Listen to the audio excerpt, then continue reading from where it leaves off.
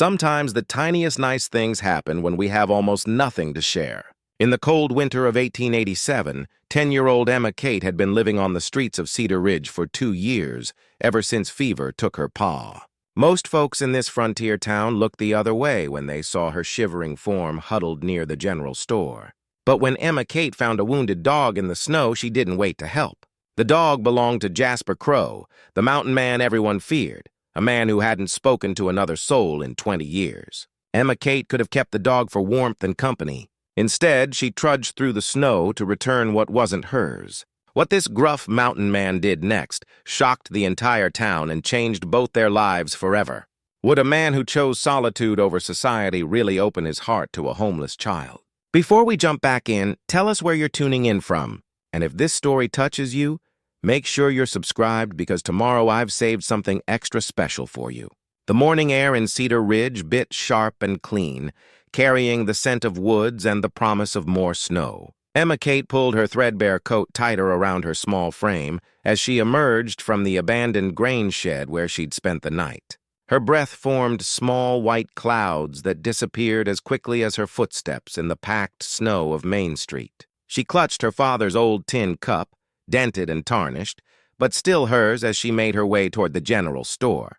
The cup had been one of the few things she'd managed to keep when the bank took their little house after Pa died. Sometimes she used it for drinking water from the town pump. Other times, when desperation outweighed pride, she'd hold it out with trembling hands, hoping for a coin or two from the more charitable townsfolk. Emma Kate had learned the rhythms of Cedar Ridge, like a wild animal learns the patterns of predators. She knew that Mrs. Whitmore at the general store would sometimes leave day-old bread on the back step around 9 in the morning. She knew Sheriff McKenna made his rounds at precisely 11 and 4, and that he had a soft spot for orphans, though he'd never admit it. She knew that Doc Henley would patch up anyone who came to his door, regardless of their ability to pay, and that his wife would slip an extra biscuit to any hungry child who happened by.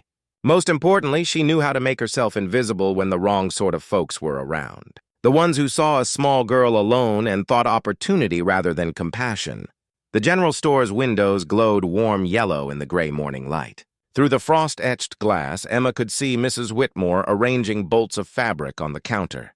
The woman was in her 50s, with graying hair always pulled back in a practical bun and hands that never seemed to stop moving. She'd been kind to Emma Kate in small ways, never shooing her away from the store's warmth, sometimes pretending not to notice when the girl lingered too long by the penny candy display. "Morning, Emma Kate," Mrs. Whitmore called through the partly open door. "Cold enough to freeze the devil's breath today." "Yes, ma'am," Emma Kate replied, grateful for the acknowledgement. Some days she wondered if she was becoming a ghost. So thoroughly did people look through her. Mrs. Whitmore stepped outside, ostensibly to shake out a small rug, but Emma Kate noticed she left a paper-wrapped bundle on the step. "Mice got into some of yesterday's baking," she said without looking directly at the girl. "Can't sell it now. Shame to waste it." Emma Kate waited until Mrs. Whitmore had gone back inside before retrieving the bundle. Inside the brown paper, she found 2 thick slices of cornbread and a small pot of honey. Her stomach growled appreciatively. She hadn't eaten since the day before yesterday. As she ate, Emma Kate thought about her father. Thomas Kate had been a carpenter, skilled with his hands and generous with his time. He'd built half the houses in Cedar Ridge before the lung fever took him during the brutal winter of 1885. She remembered the way his eyes would crinkle when he laughed, how he'd lift her onto his shoulders to see the 4th of July parade, how he taught her to whittle with his old jackknife. "A man's worth isn't measured by what he owns, little bird," he used to say, using his pet name for her. "It's measured by what he does when nobody's watching." Those words had stayed with her through the dark nights and hungry days that followed his death. When the bank came for their house, when the neighbors who had once welcomed her father's help suddenly had no room for a grieving child, when she found herself truly alone for the first time in her 10 years, she remembered his lessons about doing right, even when it was hard. The sound of hoofbeats on the frozen Main Street drew her attention. Sheriff McKenna rode past on his bay mare, tipping his hat to her with a gentle nod. He was a tall, lean man with a salt-and-pepper mustache and eyes that missed very little. Emma Kate had heard the stories, how he'd been a Texas Ranger before coming to Colorado, how he'd cleaned up 3 different frontier towns before settling in Cedar Ridge.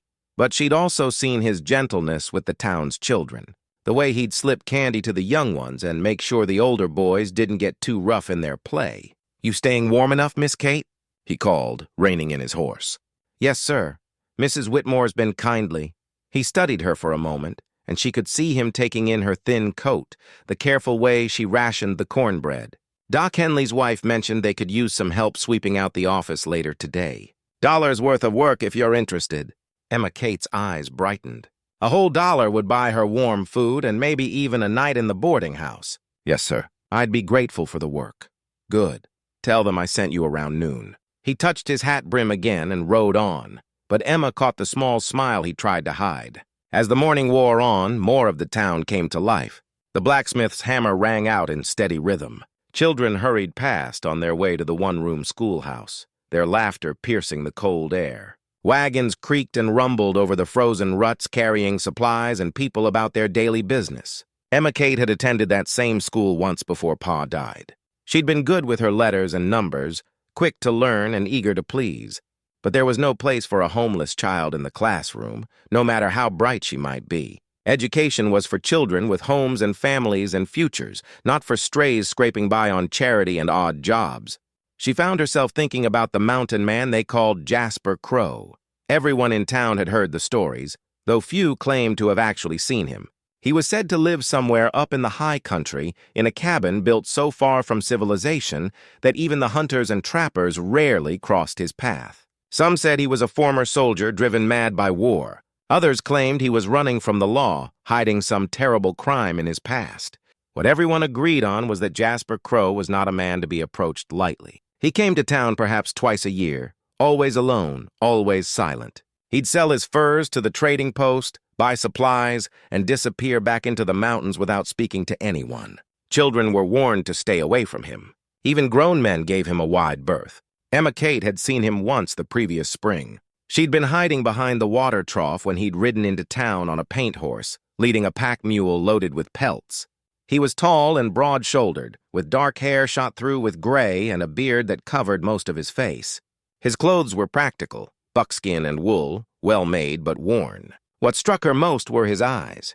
They were the color of winter sky, pale blue and distant. But there had been something in them, a pain that she recognized because she carried it herself. The town had watched him conduct his business with the sort of fascination people reserved for wild animals in cages. He'd said nothing beyond what was necessary, collected his money, loaded his supplies, and vanished as quietly as he'd come. But Emma Kate had noticed things others missed. How gently he handled his horses. How he'd stepped around a cat sleeping in the sun instead of disturbing it. How his gaze had lingered on the children playing in the street with something that might have been longing. Now, as she finished the last of Mrs. Whitmore's cornbread, Emma wondered what it would be like to live so far from other people. Would the silence be peaceful or maddening? Would the solitude be freedom or prison? The church bell chimed 11 times, reminding her that she needed to make her way to Doc Henley's office soon.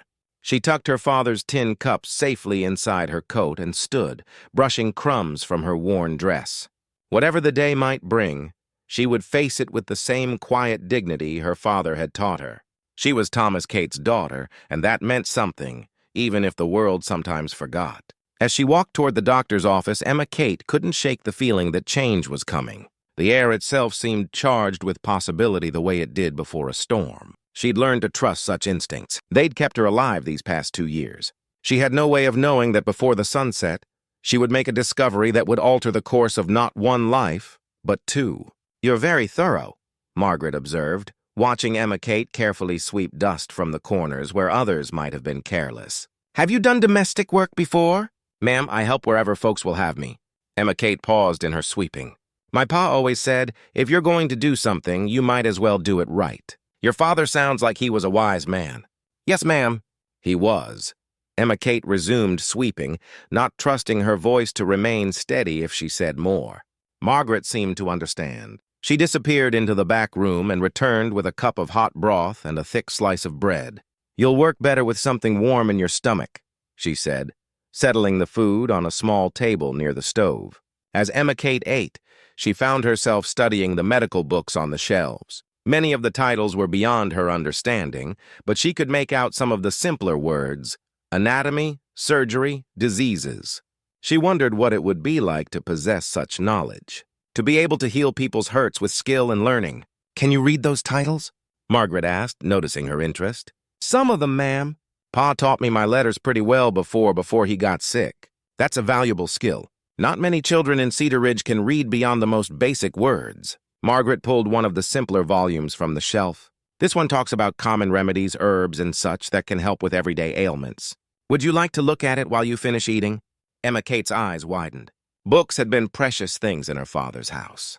They'd owned only 3, and she'd read each one countless times. The idea of exploring new pages, new knowledge, filled her with a hunger that had nothing to do with food. The book was a revelation. It described plants she'd seen growing wild in the hills around Cedar Ridge, plants that could soothe a cough, reduce a fever, or ease a headache. Some of the information aligned with folk remedies her father had known, but much of it was new to her. She found herself absorbed in descriptions of dosages and preparations, filing the information away with the same careful attention she gave to memorizing the town's daily rhythms. "You're a quick study," Doc Henley said, emerging from the examination room after his patient left. He'd been watching her read over his wife's shoulder. Most adults struggle with that particular text. Emma closed the book carefully and stood. "I'm sorry, sir. I didn't mean to presume." "Nonsense. Curiosity about healing is never presumptuous." He adjusted his spectacles and studied her with professional interest. "Margaret tells me you've been living rough since your father passed." "Yes, sir." "Have you been staying healthy?" "The winter's been hard, and I worry about folks without proper shelter." Emma Kate hesitated. The truth was that she'd been fighting off a persistent cough for weeks, and her chest ached on cold mornings. But medical care cost money she didn't have, and she'd learned not to burden people with problems they couldn't solve. "I manage well enough, sir." Doc Henley's expression suggested he heard what she hadn't said. "Margaret, would you mind preparing a packet of elderberry syrup and willow bark tea? I believe we have some extra, of course." Margaret bustled away, and Emma Kate heard her moving about in what must be a storage room. "The syrup will help with that cough you've been hiding," Doc Henley said quietly. "And the tea will ease the chest. Steep 1 spoonful in hot water twice daily." Emma Kate felt tears threaten and blinked them back. "I don't have money for medicine, sir." "Good thing I'm not selling it then. Consider it payment for the excellent job you've done here." He gestured to the spotless waiting room. "In fact, if you'd be willing to come by twice a week, I believe Margaret and I could find regular work for you. Nothing complicated. Sweeping, organizing, perhaps helping to prepare some of the simpler remedies." The offer was more than Emma had dared hope for. Regular work meant regular income, which meant the difference between mere survival and something approaching stability. "I'd be honored, sir." "Excellent. Tuesdays and Fridays, then. Early afternoon works best." Margaret returned with a cloth packet and a small jar. "The elderberry syrup," she explained, "and enough tea for 2 weeks, and there's a bit of honey in there, too. It helps the medicine go down easier." As Emma Kate prepared to leave, clutching her payment of $1 silver and the precious medicines, Doc Henley called her back. "One more thing," he said. "If you ever find yourself in real trouble, illness, injury, or any other crisis, you come here immediately, day or night. Is that understood?" "Yes, sir." "Thank you, sir." "Good people look out for each other," he said simply. "Your father understood that, and I believe you do too." The afternoon sun was already beginning to slant long shadows across the snow as Emma Kate made her way back toward Main Street. She had money in her pocket, medicine for her cough, and the promise of regular work. For the first time in months, the future seemed to hold something beyond mere day-to-day survival. She decided to walk past the old mill on her way back to her shelter. The building had been abandoned for 3 years, ever since the creek changed course and left the wheel high and dry. But it was quiet there, peaceful, and sometimes she liked to sit by the frozen creek and remember better times. The mill's huge wooden wheels stood motionless against the gray sky, its paddles thick with ice and snow. Emma Kate had just settled onto a fallen log to watch the last of the daylight fade when she heard it, a low, pained whimpering that seemed to come from the shadows near the mill's foundation. She froze, listening. The sound came again. Definitely animal, definitely distressed. Every instinct told her to be cautious. Injured animals could be dangerous, and she couldn't afford to be hurt. But another voice, her father's voice, whispered in her memory. Kindness isn't kindness if it only comes easy, little bird. Emma Kate rose from the log and walked carefully toward the sound, her heart beating faster with each step. In the deep shadows beneath the old mill's foundation, Emma Kate found him. The dog lay curled against the stone wall, his dark coat matted with snow and blood. He was a large animal, part hound, part something else, with intelligent brown eyes that watched her approach with a mixture of weariness and desperate hope. A gash along his left flank had stopped bleeding but looked angry and inflamed, and Emma Kate could see that his right front paw was badly swollen. "Easy, boy," she whispered, crouching down but keeping her distance. "I'm not going to hurt you." The dog's tail gave the faintest wag, but he didn't try to move. Emma could see that every breath was an effort, and his eyes held the dull glaze of an animal in considerable pain. She studied him more carefully in the fading light. This was no stray or feral dog. His coat beneath the mud and blood was well cared for, and around his neck was a leather collar that looked hand-tooled and expensive. Most telling of all, he wasn't truly afraid of her. A wild dog would have either fled or shown aggression. This animal was accustomed to human kindness. "Someone's missing you, aren't they?" she said softly, and the dog's ears perked slightly at the gentle tone. Emma knew she should probably fetch Sheriff McKenna or Doc Henley. They would know what to do, would have the proper supplies to treat the animal's injuries. But night was falling fast, and by the time she found help and returned, the dog might be dead from cold and blood loss. She made a decision that would have horrified any adult who cared about her safety. Moving slowly and speaking in the same quiet voice her father had used with skittish horses, Emma Kate approached the injured animal. "I'm going to look at that collar," she told him. "I need to see if there's a name on it. You stay still now." The dog remained motionless as she gently lifted the leather strap to examine it. The collar was beautifully made with intricate tooling that spoke of skilled craftsmanship. And there, burned into the leather in neat block letters, was a name, Bear, and below it, property of Jasper Crow. Emma Kate sat back on her heels, her mind racing. The mountain man's dog, the feared hermit who hadn't spoken to another soul in 20 years. She looked down at the injured animal and saw him watching her with those intelligent eyes, as if he understood the gravity of what she'd discovered. "So your name is Bear?" she said. "That's a good strong name for a good strong dog." Bear's tail moved again, just slightly, but it was enough to tell Emma Kate that somewhere beneath the pain and exhaustion, the animal was still fighting to survive. She had two choices. She could walk away, return to her warm shed, and let nature take its course. The dog belonged to a man who had chosen isolation over society, who wanted nothing to do with the people of Cedar Ridge. No one would blame her for avoiding involvement with Jasper Crow, or she could help. The decision, when it came, felt as natural as breathing. Emma Kate might be homeless and hungry, might live on the edge of survival herself, but she was still her father's daughter, and Thomas Kate had never walked past a creature in need. "All right, Bear," she said, beginning to remove her thin coat. "We're going to get you somewhere warm, and then we're going to figure out how to get you home."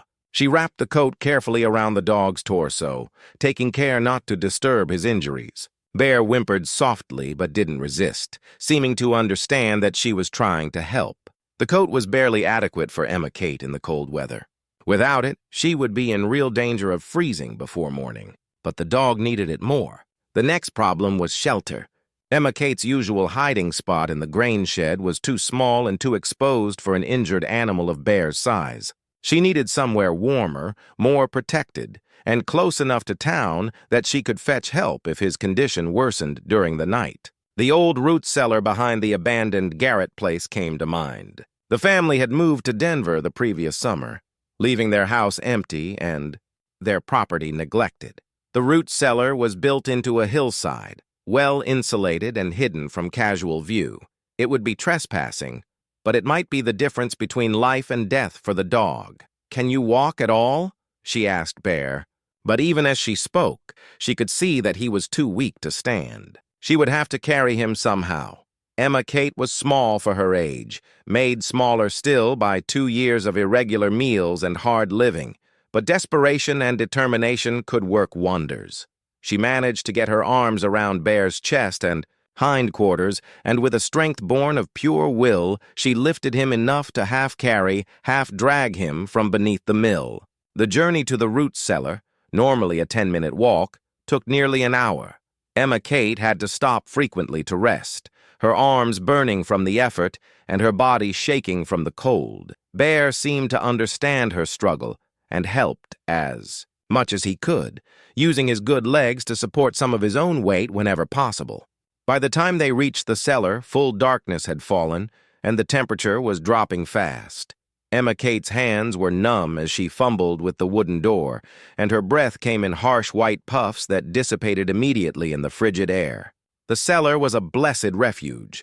Built for storing root vegetables through the winter, it was well insulated and still held the faint warmth of the earth. Emma Kate settled Bear on a pile of old burlap sacks in the corner, then sat beside him to catch her breath and plan her next move. The dog's breathing was shallow but steady, and when she checked his wounds by the light of a match, she was relieved to see that the bleeding had stopped completely. The injuries looked painful, but not necessarily fatal, assuming they didn't become infected. Emma Kate thought of the medical book she'd read at Doc Henley's office, trying to remember what it had said about treating animal wounds.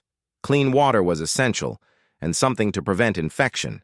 She had neither, but she knew where to find both. "I'm going to leave you for a little while," she told Bear, stroking his head gently. "I need to get some supplies, and then I'm going to try to clean these cuts. You rest now." Bear's eyes followed her as she moved toward the door, and she could have sworn she saw gratitude in them. The next 2 hours were a blur of careful theft and desperate improvisation. Emma Kate crept through the dark streets of Cedar Ridge, taking only what she absolutely needed and only from sources that could spare it. A bucket of clean water from the public well, a bar of soap from the general store's back step, a bottle of whiskey from behind the saloon, not for drinking, but because she remembered her father using it to clean wounds when they couldn't afford proper medicine. Most daringly of all, she slipped into Doc Henley's office through a window she'd noticed was loose during her afternoon visit. She took only what she thought he might not miss immediately: some clean cloth bandages, a small bottle of carbolic acid, and a packet of the willow bark tea he'd given her earlier. If questioned, she would find a way to repay him, but Bear needed help now. Back in the root cellar, she worked by candlelight stolen from the church vestry. Bear lay still as she cleaned his wounds with soap and water, then dabbed them with whiskey-diluted carbolic acid. The dog flinched but didn't struggle, seeming to understand that the pain was necessary. "There," she said when she'd finished bandaging the worst of the cuts. "That should help keep the bad humors out. Like Doc Henley's book said." She brewed a weak solution of willow bark tea in her father's tin cup, adding honey to make it more palatable. To her surprise, Bear lapped at it willingly, perhaps recognizing the healing properties by instinct.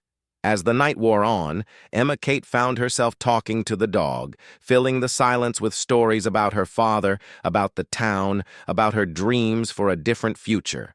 Bear listened with the patient attention that only dogs can give, his eyes never leaving her face. "You belong to Jasper Crow," she said eventually. When the candle had burned low, and the cold was seeping through even the cellar's thick walls. "Everyone says he's dangerous, that he hates people and wants to be left alone. But you're a good dog, Bear. You're gentle and trusting and brave.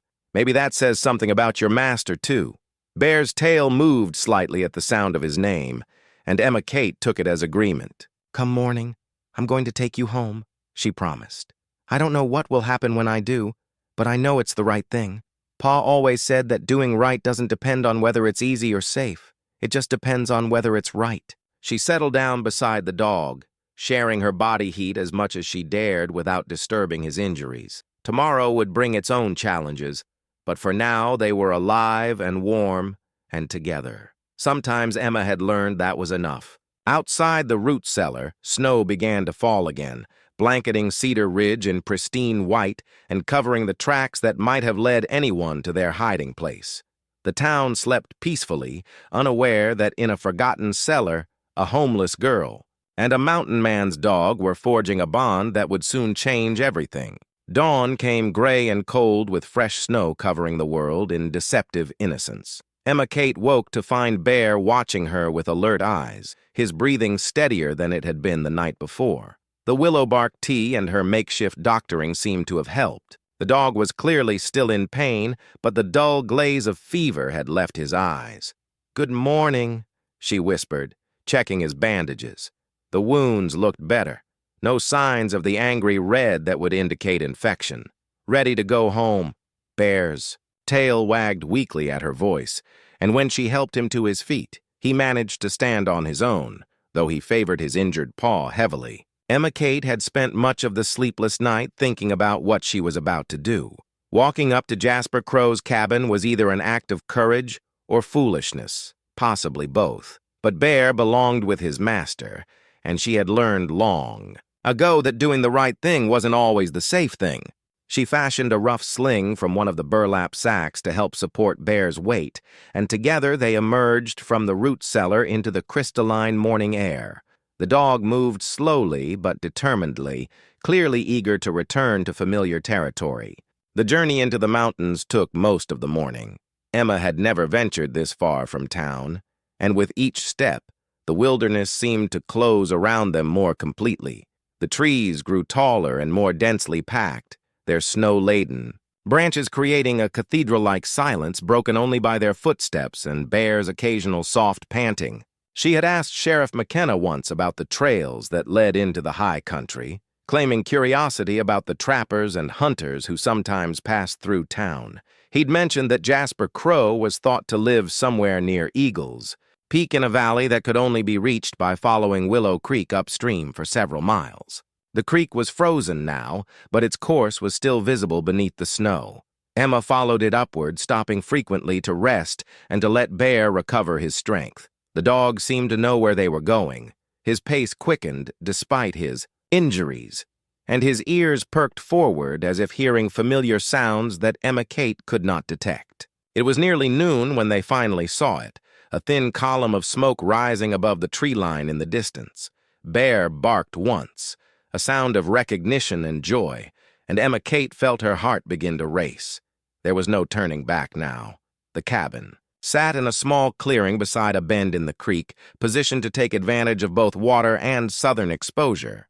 It was larger than Emma had expected, built of solid logs chinked with clay and moss. A stone chimney rose from the center of the roof, and smoke curled lazily from its opening. The whole structure spoke of careful craftsmanship and attention to detail. This was not the rough shelter of a madman, but the well-planned home of someone who understood the demands of mountain living. A barn stood nearby, along with what appeared to be a workshop and storage shed. Even in winter's grip, the property had an air of order and purpose that impressed the girl. Bear whined softly and pulled against his makeshift sling, eager to reach home. But Emma Kate held back, suddenly overwhelmed by the magnitude of what she was doing. She was about to disturb the solitude of a man who had chosen isolation so complete that he hadn't spoken to another human being in decades. Before she could lose her nerve entirely, the cabin door opened. Jasper Crow stood in the doorway like something out of a frontier legend. He was tall and broad-shouldered, with graying dark hair that fell to his shoulders and a full beard streaked with silver. His clothing was practical: wool pants, a leather vest over a flannel shirt, and boots that had seen countless miles of mountain trails. But it was his eyes that caught Emma Kate's attention, pale blue and sharp with intelligence. They seemed to take in everything at once. For a long moment, man and girl simply stared at each other across the clearing. Emma Kate felt like a deer caught in an open meadow, every instinct screaming at her to run. But Bear chose that moment to bark again, his tail wagging frantically despite his injuries. And the spell was broken. Jasper Crow's gaze shifted to his dog, and Emma Kate saw something she hadn't expected in those pale eyes: genuine relief and concern. The mountain man stepped off his porch and walked toward them, moving with the easy grace of someone completely at home in the wilderness. "Bear," he said, and his voice was deep and rough from disuse, but surprisingly gentle. The dog tried to lunge toward his master, whimpering with joy, and Emma quickly steadied him. "Easy, boy," she said softly. "You're still hurt." Jasper stopped about 10 feet away. His attention now focused entirely on Emma Kate. She could feel him assessing her, taking in her patched clothing, her thin frame, the careful way she supported his injured dog. "You found him," he said finally. It wasn't a question. "Yes, sir. Down by the old mill. He was hurt pretty bad, but I think he's going to be all right." Jasper moved closer, dropping to one knee beside Bear and running his hands over the dog with the practiced touch of someone who knew animals well. His fingers found the bandages Emma Kate had applied, and he looked up at her with something that might have been surprise. "You did this?" "Yes, sir. I cleaned the cuts and wrapped them up. Gave him some willow bark tea for the pain, too?" Emma felt compelled to add, "I borrowed some supplies from Doc Henley. I'll find a way to pay him back." Jasper continued his examination of the dog, his expression unreadable. Emma Kate noticed that his hands, despite their obvious strength, moved with surprising gentleness as he checked Bear's injuries. "This is good work," he said after a moment. "Clean, careful. Most grown folks wouldn't have done as well." The unexpected praise made Emma Kate's cheeks warm with pride, but she tried not to let it show. "My pa taught me that if something's worth doing, it's worth doing right. Smart man. Your father." Jasper stood and really looked at her for the first time, not just cataloging her appearance, but seeing her as a person. "What's your name, child?" "Emma Kate, sir." Emma Kate. Just Emma Kate. Something flickered in his eyes at her careful omission of a surname, but he didn't press. "Well, Emma Kate, it seems I'm in your debt. Bear here means more to me than most anything else in this world." As if summoned by his name, Bear managed to break free of Emma's gentle restraint and hobbled a few steps to his master. Jasper caught him carefully, supporting his weight while the dog lavished his face with grateful licks. The sight of the feared mountain man being overwhelmed by an ecstatic dog might have been comical in other circumstances, but there was something deeply moving about the obvious love between them. "I was tracking him for 2 days," Jasper said, gently settling Bear on the ground but keeping one hand on his head. "Lost his trail in the snow south of town. Figured he was dead by now." "He's stronger than he looks," Emma replied. "Fought hard to stay alive like his master, I reckon." The words were said quietly, almost to himself, but Emma Kate caught them. An uncomfortable silence stretched between them. Emma Kate knew she should probably leave now. She had done what she came to do, returned the dog to his rightful owner, but something held her in place, some instinct that told her this moment was important in ways she couldn't yet understand. Jasper seemed to be wrestling with some internal debate. He kept glancing at her, then away, his weathered hands stroking Bear's fur with unconscious gentleness. Finally, he seemed to reach a decision. "You're cold," he said. "And you look like you haven't eaten in a while." Emma Kate started to protest, but her stomach chose that moment to growl audibly, betraying her. She hadn't eaten since the cornbread the previous morning, and the long trek through the snow had left her exhausted and hollow with hunger. "Come inside," Jasper said, and it was clearly not a request. "Least I can do is feed you before you head back to town." The offer was so unexpected that Emma could only stare at him. The man who supposedly hated all human contact was inviting her into his home. "I don't want to impose, sir." "No imposition. Besides," he added, lifting Bear carefully in his arms, "someone needs to keep an eye on this fool dog while I get some proper medicine into him. Might as well be the person who saved his life." Emma Kate followed Jasper toward the cabin, her heart pounding with a mixture of nervousness and curiosity. She was about to enter the private world of Cedar Ridge's most mysterious resident, and she had no idea what she might find there. The interior of the cabin was as surprising as everything else about Jasper Crow. It was warm and clean, furnished with handmade furniture that showed the same careful craftsmanship as the building itself. Books lined one wall, more books than Emma Kate had ever seen in one place. A fire crackled in the stone fireplace, and something that smelled wonderfully like venison stew simmered in a pot, hanging over the coals. Jasper settled Bear on a thick rug near the fire, then moved to tend the stew. Emma remained near the door, uncertain whether she was truly welcome or merely tolerated. "Sit," Jasper said without turning around. "Table, chair, doesn't matter. Just get warm." Emma Kate chose a chair near the fireplace, close enough to keep an eye on Bear, but far enough from Jasper to give him space. The warmth seeping into her bones felt better than anything she could remember. As Jasper ladled stew into a wooden bowl, Emma Kate found herself studying his profile. Up close, she could see that he was probably younger than the townspeople believed, maybe 40, 45 at most. The gray in his hair and the lines around his eyes spoke more of weather and hardship than age. And there was something about the way he moved, a quiet competence that reminded her of her father. He set the bowl before her along with a chunk of dark bread and a spoon carved from horn. "Eat," he said simply. The stew was the most delicious thing Emma had tasted in months, rich with meat and vegetables, seasoned with herbs she couldn't identify. She tried to eat slowly to maintain some dignity, but hunger won out over manners. Jasper watched her without comment, occasionally tending to bear or stirring the pot. When she had finished every drop, he refilled the bowl without being asked. "Thank you," she said quietly. "This is very kind." "Kindness has nothing to do with it," he replied, but his tone held no harshness. "You saved my dog. That deserves more than a meal, but it's what I have to offer."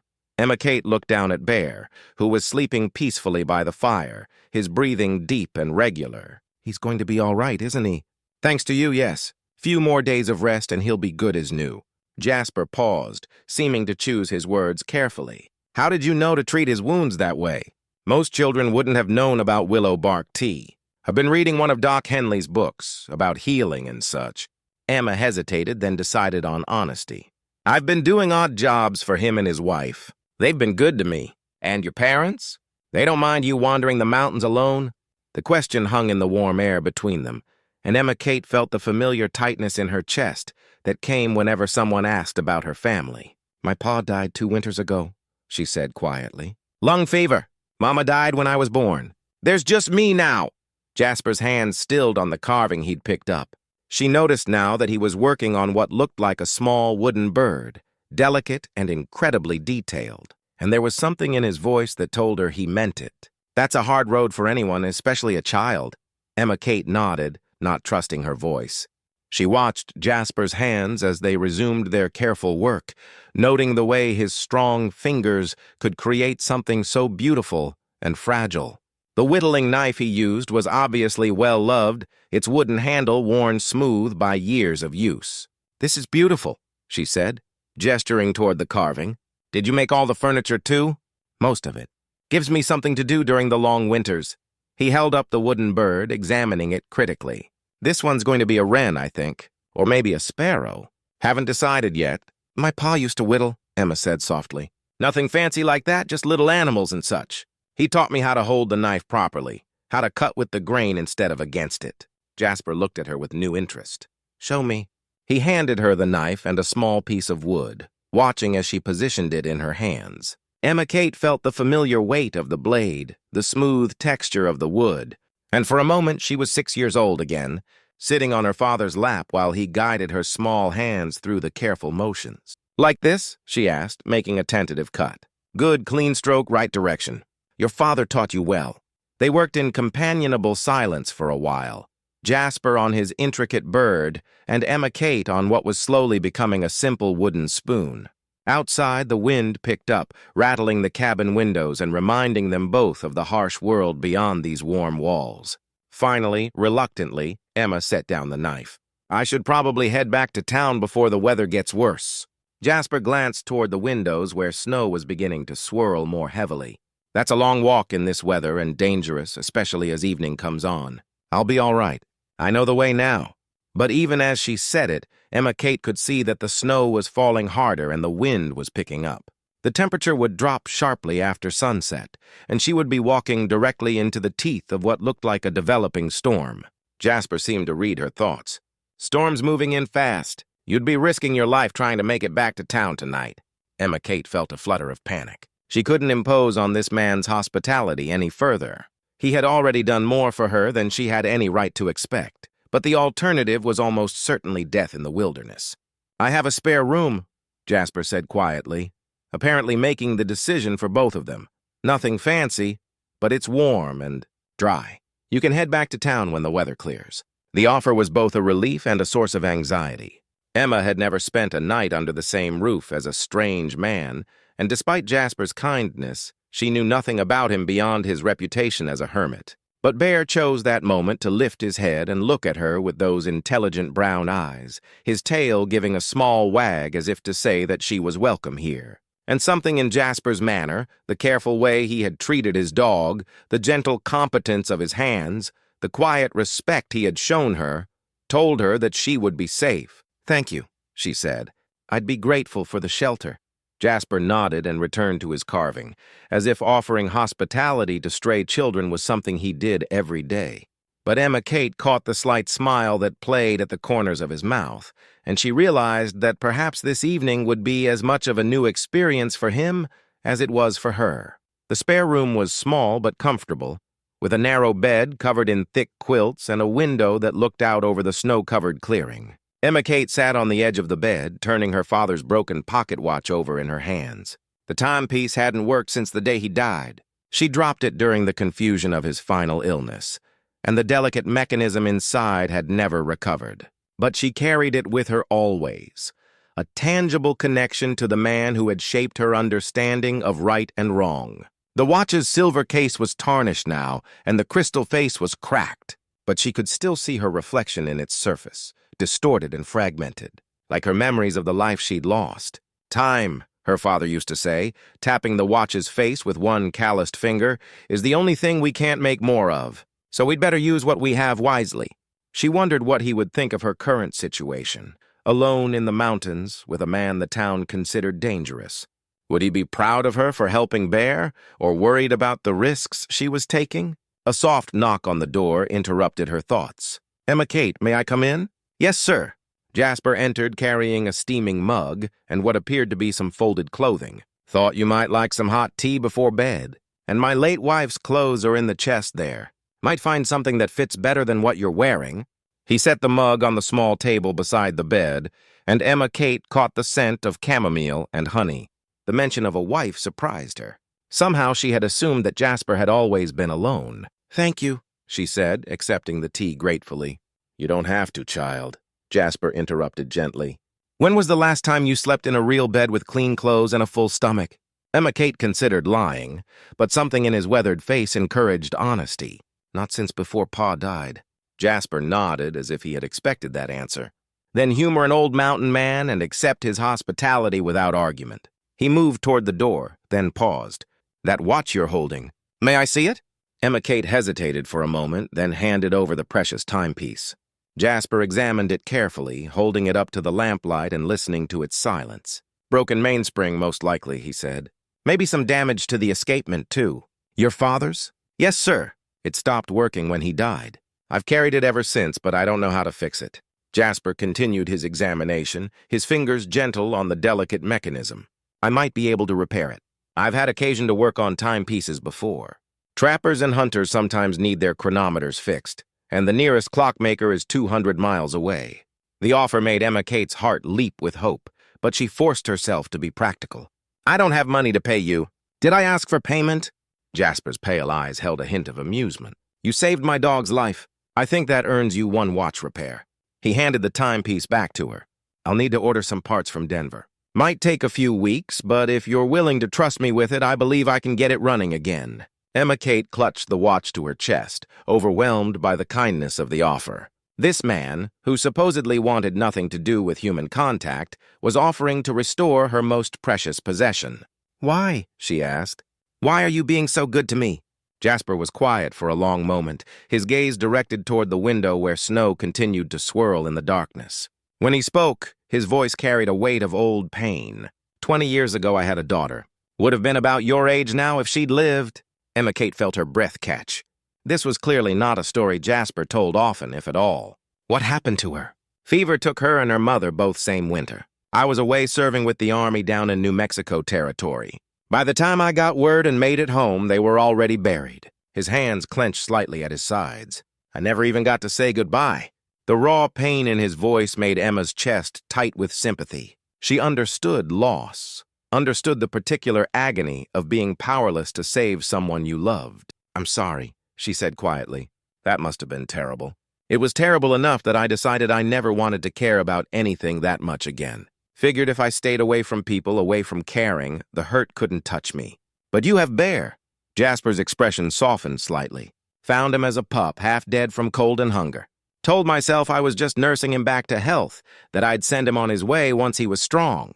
But he shrugged. Sometimes the heart decides things the mind can't argue with. Emma Kate thought about her father's words about kindness not being kindness if it only came easy.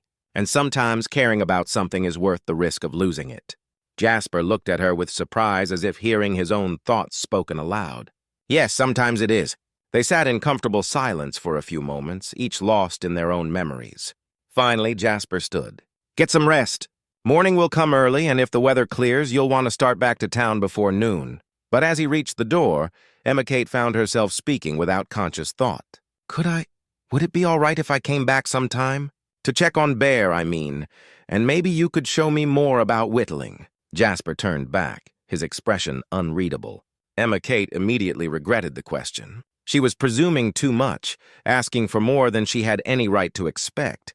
I mean, only if you wouldn't mind, she added quickly. I know you like your privacy. I do like my privacy, Jasper agreed. But I also know that Bear has taken a shine to you, and he's a good judge of character. He paused, considering. If you wanted to visit occasionally just to check on an old dog's recovery, you understand? I suppose that would be acceptable. Emma Kate smiled. The first real smile she could remember in months. Thank you. That would mean a lot to me. After Jasper left, Emma Kate explored the contents of the clothing chest he had mentioned. The garments inside were clearly a woman's, dresses and blouses of good quality, but simple design, all carefully preserved with sachets of dried lavender. She selected a warm nightgown that was only slightly too large and changed gratefully out of her worn dress. As she settled into bed with her tea, Emma Kate found herself thinking about Jasper's story. The man the town feared as a dangerous hermit was actually a father who had lost everything that mattered to him. His isolation wasn't born of hatred or madness, but of grief too deep to bear in the company of others. She understood that kind of pain. After her father died, she had wanted to crawl into a hole and hide from the world's indifference to her loss. The only thing that had kept her going was the knowledge that Thomas Kate would have wanted her to survive, to find some way to build a life worthy of his sacrifice. Perhaps Jasper was finally ready to step back into the world, even if only in small ways. Perhaps Bear's injury and her own appearance at his door were signs that his long isolation was coming to an end. The storm raged through the night, but Emma Kate slept more soundly than she had in years. She was warm, well-fed, and safe. Luxuries she had almost forgotten existed, and for the first time since her father's death, she felt a sense of possibility about the future. When morning came, the world outside was transformed. The storm had left behind nearly 2 feet of fresh snow, and every branch and fence post a thick white coating that sparkled in the early sunlight. It was beautiful, but it also meant that the trail back to town would be impossible for at least another day. Emma Kate found Jasper in the main room feeding chunks of wood to the fire. Bear was awake and alert, his tail wagging weakly when he saw her. "How is he this morning?" she asked, kneeling beside the dog to check his bandages. "Much improved. The swelling in his paw is down, and he managed to eat a good breakfast." Jasper gestured toward the window. "But as you can see, you won't be leaving today. Drifts buried too deep." Emma Kate tried to hide her relief. Another day in this warm, safe place was more than she had dared hope for. "I'm sorry to be such a burden." "You're not a burden." Jasper's tone was matter of fact. "Besides, I could use the help with Bear's care, and there are chores that need doing. Feeding the horses, checking the traps, splitting wood. If you're going to stay, you might as well be useful." The prospect of productive work filled Emma Kate with pleasure. She had always been happiest when her hands were busy, when she felt like she was contributing something of value. "I'd be glad to help," she said. "What would you like me to start with?" Jasper studied her for a moment, taking in her slight frame and worn clothing. "First, let's see if we can find you something more suitable to wear. My wife's winter clothes are in the chest upstairs. Might find something that fits well enough." An hour later, dressed in wool pants that had been carefully hemmed to fit her shorter legs and a flannel shirt that smelled faintly of lavender, Emma Kate followed Jasper out to the barn. The cold air bit her cheeks, but the borrowed coat kept her warm, and the sturdy boots she'd found made walking through the deep snow much easier. The barn was as well organized as the cabin, with neat stalls for 2 horses and a milk cow. Emma Kate had grown up around animals. Her father had owned a horse and taught her the basics of animal care, but she was impressed by the obvious affection Jasper showed for his stock. "This is Sage," he said, introducing her to a sturdy mare with intelligent eyes. "And that's Thunder." The second horse was a magnificent black stallion who nickered softly when Jasper approached. "They're beautiful," Emma Kate said, offering her hand for the horses to sniff. "Have you had them long?" "Sage came with the property when I bought it. Thunder I raised from a colt." Jasper began distributing hay to the animals. "They're good company in their way. Don't ask complicated questions or expect complicated answers." Emma Kate understood. Animals offered the comfort of companionship without the complications of human relationships. They asked only for food and care and kindness, and they gave back loyalty and affection without judgment. She worked beside Jasper in comfortable silence, learning the routine of winter animal care. When they finished in the barn, he showed her his workshop, a small building filled with tools she barely recognized, works in progress in various stages of completion, and the rich smell of wood shavings and linseed oil. "This is where I do most of my carving," Jasper explained, indicating a workbench covered with partially completed figures, "and furniture making when I need it." Emma examined the pieces with wonder. There were animals, bears, eagles, deer, carved with such skill they seemed almost alive. A chess set with pieces that looked like medieval knights and castles. A jewelry box with intricate inlay work that must have taken months to complete. "These are incredible," she breathed. "Do you sell them?" "Some. Trading Post in Durango takes a few pieces now and then when I make the trip down in spring." Jasper picked up a half-finished owl, running his thumb over its smooth curves. "Mostly I carve because I need to. Keeps my hands busy. Keeps my mind quiet. My pa always said idle hands were the devil's playground." "Your father sounds like he was a wise man." "He was." Emma hesitated, then asked, "Would you teach me? I mean, really teach me? Not just the basics." Jasper considered this, turning the wooden owl over in his hands. "Carving takes patience, and it takes a willingness to accept that you'll ruin more pieces than you'll finish, at least at first. I have patience, and I'm not afraid of hard work." "I can see that." He handed her a small piece of pine and a simple carving knife. "We'll start with something basic. Maybe a whistle or a simple animal? See if you have the feel for it." They spent the rest of the morning in the workshop, Jasper guiding Emma Kate through the fundamentals of carving. She learned about grain direction and tool angles, about the different properties of various woods, about the importance of sharp tools and steady hands. Her first attempts were clumsy, but Jasper was a patient teacher. He showed her how to hold the knife properly, how to use her whole body to control the blade, how to work with the wood instead of fighting against it. "There," he said when she managed to complete a crude but recognizable bird. "You've got the instincts for it. With practice, you could become quite skilled." The praise warmed Emma Kate more than the workshop's small stove. It had been a long time since anyone had seen potential in her, had taken the time to teach her something purely for the joy of learning. They broke for lunch, thick soup and fresh bread that Jasper had baked that morning, and then spent the afternoon checking his trap lines. Emma Kate learned about reading animal signs in the snow, about the different types of traps and how to set them humanely, about the delicate balance between taking what you needed and preserving what you didn't. Trapping isn't just about catching animals, Jasper explained as they reset a snare that had been disturbed by some larger creature. It's about understanding the land, understanding the animals, understanding your place in the whole system. "Like being part of a family," Emma Kate said, and immediately regretted the words. She didn't want to presume that kind of connection, but Jasper nodded thoughtfully.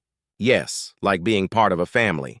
That evening, as they sat by the fire with Bear sleeping peacefully between them, Emma Kate felt something she had almost forgotten: contentment. For these few hours, she had been useful, valued, safe. She had learned new skills and contributed to the work of keeping life going in this remote place. "Thank you," she said quietly, "for letting me stay, for teaching me things. I know you didn't have to." Jasper looked up from the piece he was carving. She could see now that it was going to be a small dog, possibly even Bear himself. "Maybe I needed the company more than I wanted to admit." "Really? 20 years is a long time to talk only to animals and the occasional passing trapper." He paused in his carving. "I'd forgotten how good it feels to share knowledge with someone eager to learn." Emma Kate felt tears threaten and blinked them back. "If the offer stands about visiting sometimes, I'd like that very much." "The offer stands. Bear would never forgive me if I sent away his rescuer." Jasper's voice was gruff, but his eyes were kind. "Besides, someone needs to check on my carving instruction. Make sure you're practicing what I taught you." As the evening wore on, they fell into comfortable conversation. Jasper told stories of his years in the mountains, of the animals he'd observed, and the changing seasons he'd witnessed.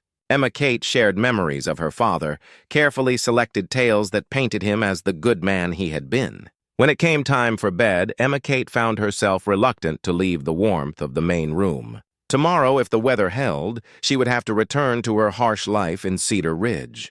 The contrast between this peace and her usual struggle for survival seemed almost unbearable. "The weather might not clear for another day or two," Jasper said as if reading her thoughts. "Mountain storms can be unpredictable." Emma Kate looked at him sharply, wondering if he was simply being kind, or if he too was reluctant to see their temporary arrangement end. "And if it doesn't clear, then I guess I'll have to put up with your company a little longer." The words were stern, but his eyes held a warmth that made Emma Kate's heart sing. As she settled into bed with her father's broken watch clutched in her hand, Emma Kate allowed herself to imagine what it might be like to belong somewhere again, to have a place where she was expected, valued, even loved. It was a dangerous dream, she knew. But for tonight, in this warm room, with the sound of wind in the pines outside, she let herself believe that miracles were possible. 3 weeks had passed since the storm, and Emma Kate had visited Jasper's cabin 4 times. Each visit followed the same careful pattern. She would arrive in the late morning, help with chores, receive instruction in carving or wilderness skills, share a meal, and return to town before dark. They never spoke of the arrangement directly, but both understood its importance. Emma Kate had grown stronger during these weeks, her cheeks filling out slightly from regular good meals, and her movements becoming more confident as Jasper taught her mountain craft. She could now set a snare, identify edible plants buried under snow, and carve simple figures that actually resembled what they were meant to represent. But it was the bronze medal she had discovered accidentally that changed everything. She had been searching for a particular carving tool in Jasper's workshop when she knocked over a wooden box tucked behind some lumber. The contents spilled across the floor. A few letters, some old photographs, and a tarnished bronze medal attached to a faded ribbon. Emma Kate picked up the medal reverently, studying the inscription, "For valor in the field, Corporal Jasper Crow, 7th Cavalry Regiment." The date was 1867, nearly 20 years ago. You weren't supposed to see that. Emma Kate spun around to find Jasper standing in the doorway, his face unreadable, but his body tense. She immediately began gathering up the scattered items. "I'm sorry. I knocked over the box by accident. I wasn't snooping, I promise." Jasper crossed to where she knelt and took the medal from her hands. For a long moment, he simply stared at it, his thumb tracing the raised letters. "I haven't looked at this in years," he said quietly. "You were in the cavalry." It wasn't a question. The medal spoke for itself. "For 8 years. Enlisted when I was 18, served until Sarah died." He looked up at her. "Sarah was my wife." Emma Kate had suspected there was more to Jasper's military service than he had revealed, but she had never pressed for details. Now, seeing the medal and the pain in his eyes, she began to understand why he had retreated so completely from the world. "What happened?" she asked gently. Jasper was quiet for so long that Emma Kate thought he wouldn't answer.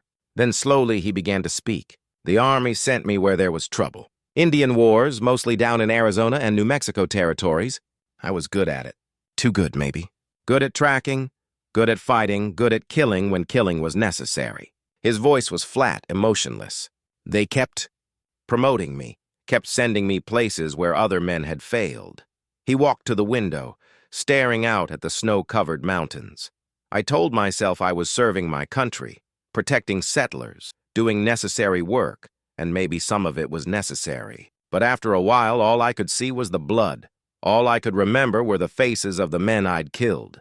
Emma Kate remained silent, sensing that this was a story Jasper had never told anyone.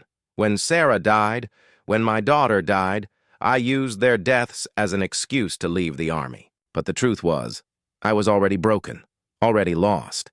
The grief just gave me permission to disappear. But you were decorated for valor," Emma Kate said. "That medal, it means you did something brave, something important." Jasper laughed bitterly. "Brave? I led a charge against a Comanche war party that had been raiding supply trains. Killed 12 men in 10 minutes. They gave me that medal because I was good at violence. Emma Kate, because I could do things other men couldn't stomach. Or because you protected people who needed protecting," Emma countered. "Because you did a hard job that someone had to do. Jasper turned to look at her, surprise flickering in his pale eyes. You don't understand what I'm telling you. I'm not a good man. I've done things. You saved Bear when he was a puppy, Emma interrupted. You took me in during a storm. You're teaching me skills that might keep me alive. You fed me, clothed me, treated me with kindness and respect. She gestured toward the medal. Maybe you did hard things in the war. Maybe you had to make terrible choices. But that's not who you are now. Jasper stared at her for a long moment, and Emma Kate could see him struggling with concepts he had carried for 20 years. My pa used to say that a man isn't defined by his worst moment, she continued. He's defined by what he does after it, by whether he lets it destroy him or uses it to become better. And what if the worst moments outnumber the good ones? Then you make more good moments, as many as it takes. Jasper was quiet again, turning the medal over in his hands. Finally, he placed it back in the wooden box along with the other items. Your father was a wise man, he said. He had his moments. Emma hesitated, then asked, Why did you keep the medal if it brings back painful memories? Honestly, I'm not sure. Maybe because throwing it away would have been too easy. Maybe because forgetting completely would be a disservice to the men who died. He closed the box carefully. Or maybe because some part of me hoped that someday I'd be able to look at it and remember the good things too. They worked together in thoughtful silence for the rest of the afternoon. Emma could sense a change in Jasper, as if the conversation had shifted something fundamental in his understanding of himself. He seemed more present, more engaged, as if he had been carrying a weight that was finally beginning to lighten. When it came time for her to leave, Jasper walked her to the edge of the clearing, as he always did. But today, he stopped her before she reached the tree line. Emma Kate, he said, his voice unusually serious. I want you to know that these visits, they've meant more to me than I can say. You've given an old hermit something to look forward to. Emma Kate felt her throat tighten with emotion. You've given me something too. Hope, I guess. A reason to believe that good things can still happen. They stood there in the gathering dusk, two damaged souls who had found something precious in each other's company. Emma Kate wanted to say more, wanted to tell him how much their friendship meant to her, but she was afraid of presuming too much. I'll see you Tuesday? She asked instead. I'll be here. The walk back to town seemed longer than usual, and Emma Kate found herself thinking about Jasper's story. She tried to imagine him as a young soldier, fighting in distant territories for causes he might not have fully understood. The image was hard to reconcile with the gentle man who carved wooden birds and patiently taught her wilderness skills. But perhaps that was the point. People were more than their worst moments, more than their greatest failures. They were the sum of all their choices, all their attempts to do better, all their small acts of kindness and courage. In town, Emma Kate made her way to the boarding house, where she had been able to rent a small room with the money earned from her work with Doc Henley. It wasn't much, just 4 walls and a bed, but it was warm and dry, and infinitely better than sleeping in abandoned buildings. Mrs. Patterson, the landlady, looked up from her knitting as Emma Kate entered. You're back late tonight, dear. Yes, ma'am. I was visiting a friend in the mountains. Mrs. Patterson raised an eyebrow, but didn't pry. She was a practical woman who cared more about whether her tenants paid their rent on time than about their personal business. Doc Henley stopped by looking for you this afternoon. Said to tell you he has extra work tomorrow if you're interested. Thank you. I'll stop by his office in the morning. In her small room, Emma Kate sat on the narrow bed and thought about the day's revelations. She understood now why Jasper had isolated himself for so long. Guilt and grief were powerful forces, capable of convincing a man that he deserved nothing but solitude and self-punishment. But she also understood that healing was possible, that redemption could be found in the smallest acts of goodness.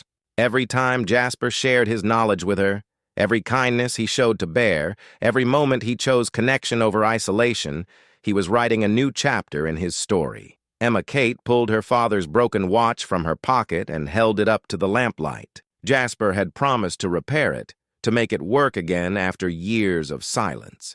Perhaps that was a metaphor for what they were doing for each other, taking broken things and finding ways to make them whole. The next morning brought news that would change everything. Emma Kate was sweeping the front steps of Doc Henley's office when Sheriff McKenna rode up, his face grim with concern.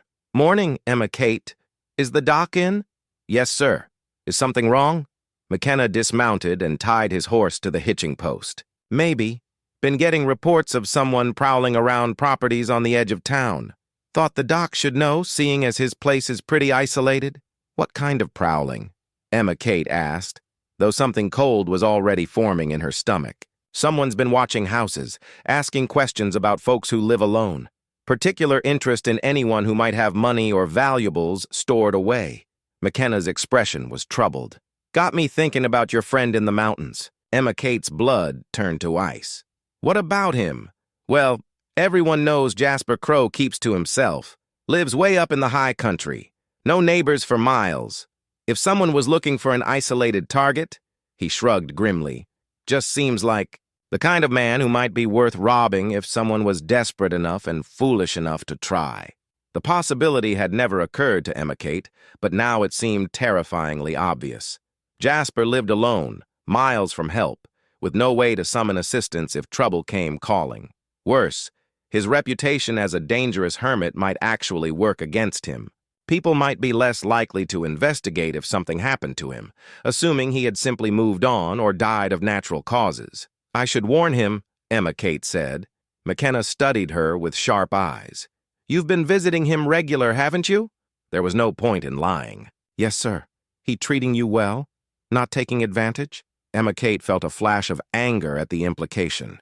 "He's been nothing but kind to me. He's teaching me skills, sharing his knowledge. He's a good man, Sheriff." McKenna. The lawman's expression softened. "I believe you, child. But others in town might not see it that way. Might think it's strange, a grown man befriending a young girl with no family to look out for her." The words hit Emma Kate like a physical blow. She hadn't considered how their friendship might appear to others, how it might be misinterpreted by people who didn't understand the innocent nature of their relationship. "Are you saying I shouldn't visit him anymore?" "I'm saying you both need to be careful about the prowlers, about gossip, about a dozen other things that could go wrong." McKenna's voice was kind but firm. "World's not always understanding of friendships that don't fit the usual patterns." Emma Kate nodded, her mind already racing ahead to the implications. She needed to warn Jasper about the potential threat, but she also needed to think about how to protect their friendship from the suspicions and misunderstandings of well-meaning townspeople. As McKenna went inside to speak with Doc Henley, Emma Kate stood on the front steps and stared toward the mountains. Somewhere up there, Jasper was probably working in his shop or tending his animals, unaware that danger might be heading his way. She would have to find a way to warn him. But first, she would have to decide if their friendship was worth the risks that seemed to be multiplying with each passing day. Emma Kate clutched the small wooden doll against her chest as she made her way through the pre-dawn darkness toward Jasper's cabin. She had discovered it that morning, carefully wrapped in soft cloth and left on her windowsill like a gift from some forest spirit. The carving was exquisite, a young girl in a simple dress, her face serene and hopeful, every detail rendered, with the kind of skill that spoke of deep affection and countless hours of patient work. She knew immediately who had made it, though she couldn't imagine when Jasper had found the time to create something so beautiful, or how he had managed to leave it without being seen. The doll was more than a carving. It was a declaration, a statement, of how he saw her, a tangible expression of feelings he had never put into words. But now, as she hurried through the forest with Sheriff McKenna's warning echoing in her mind, the doll felt like both a blessing and a burden. Evidence of the bond between them, but also proof of how complicated their relationship had become. She had spent 3 sleepless nights wrestling with the decision to make this trip. The reports of prowlers had grown more specific and more troubling. Men asking detailed questions about property boundaries, escape routes, and the habits of isolated residents. Worse, there had been actual incidents. A trapper's cabin ransacked while he was away, supplies stolen from a remote mining claim, and an elderly hermit found beaten and robbed in his own home. Emma Kate couldn't bear the thought of something similar happening to Jasper.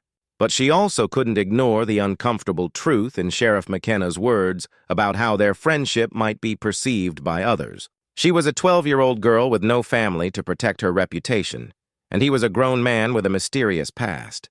In the harsh light of social convention, their innocent friendship could easily be twisted into something ugly and suspicious. The pre-dawn air was sharp and clean, carrying the scent of snow and pine resin. Emma Kate had become skilled at moving quietly through the forest, and she made good time despite the darkness.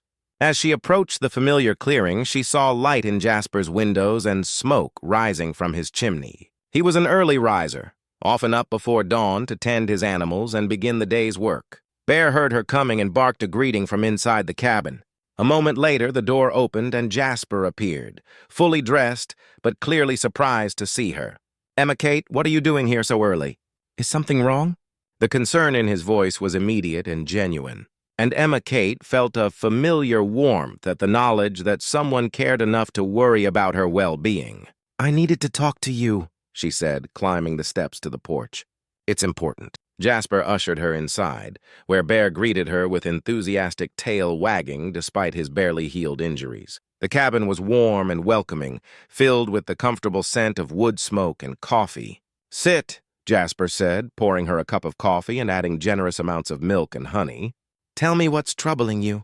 Emma Kate accepted the coffee gratefully, using the warm cup to steady her nervous hands. "Sheriff McKenna came by Doc Henley's office yesterday. There have been men in town asking questions about people who live alone. People like you." Jasper's expression grew serious. "What kind of questions? About property? About valuables? About how isolated different places are?" Emma Kate leaned forward urgently.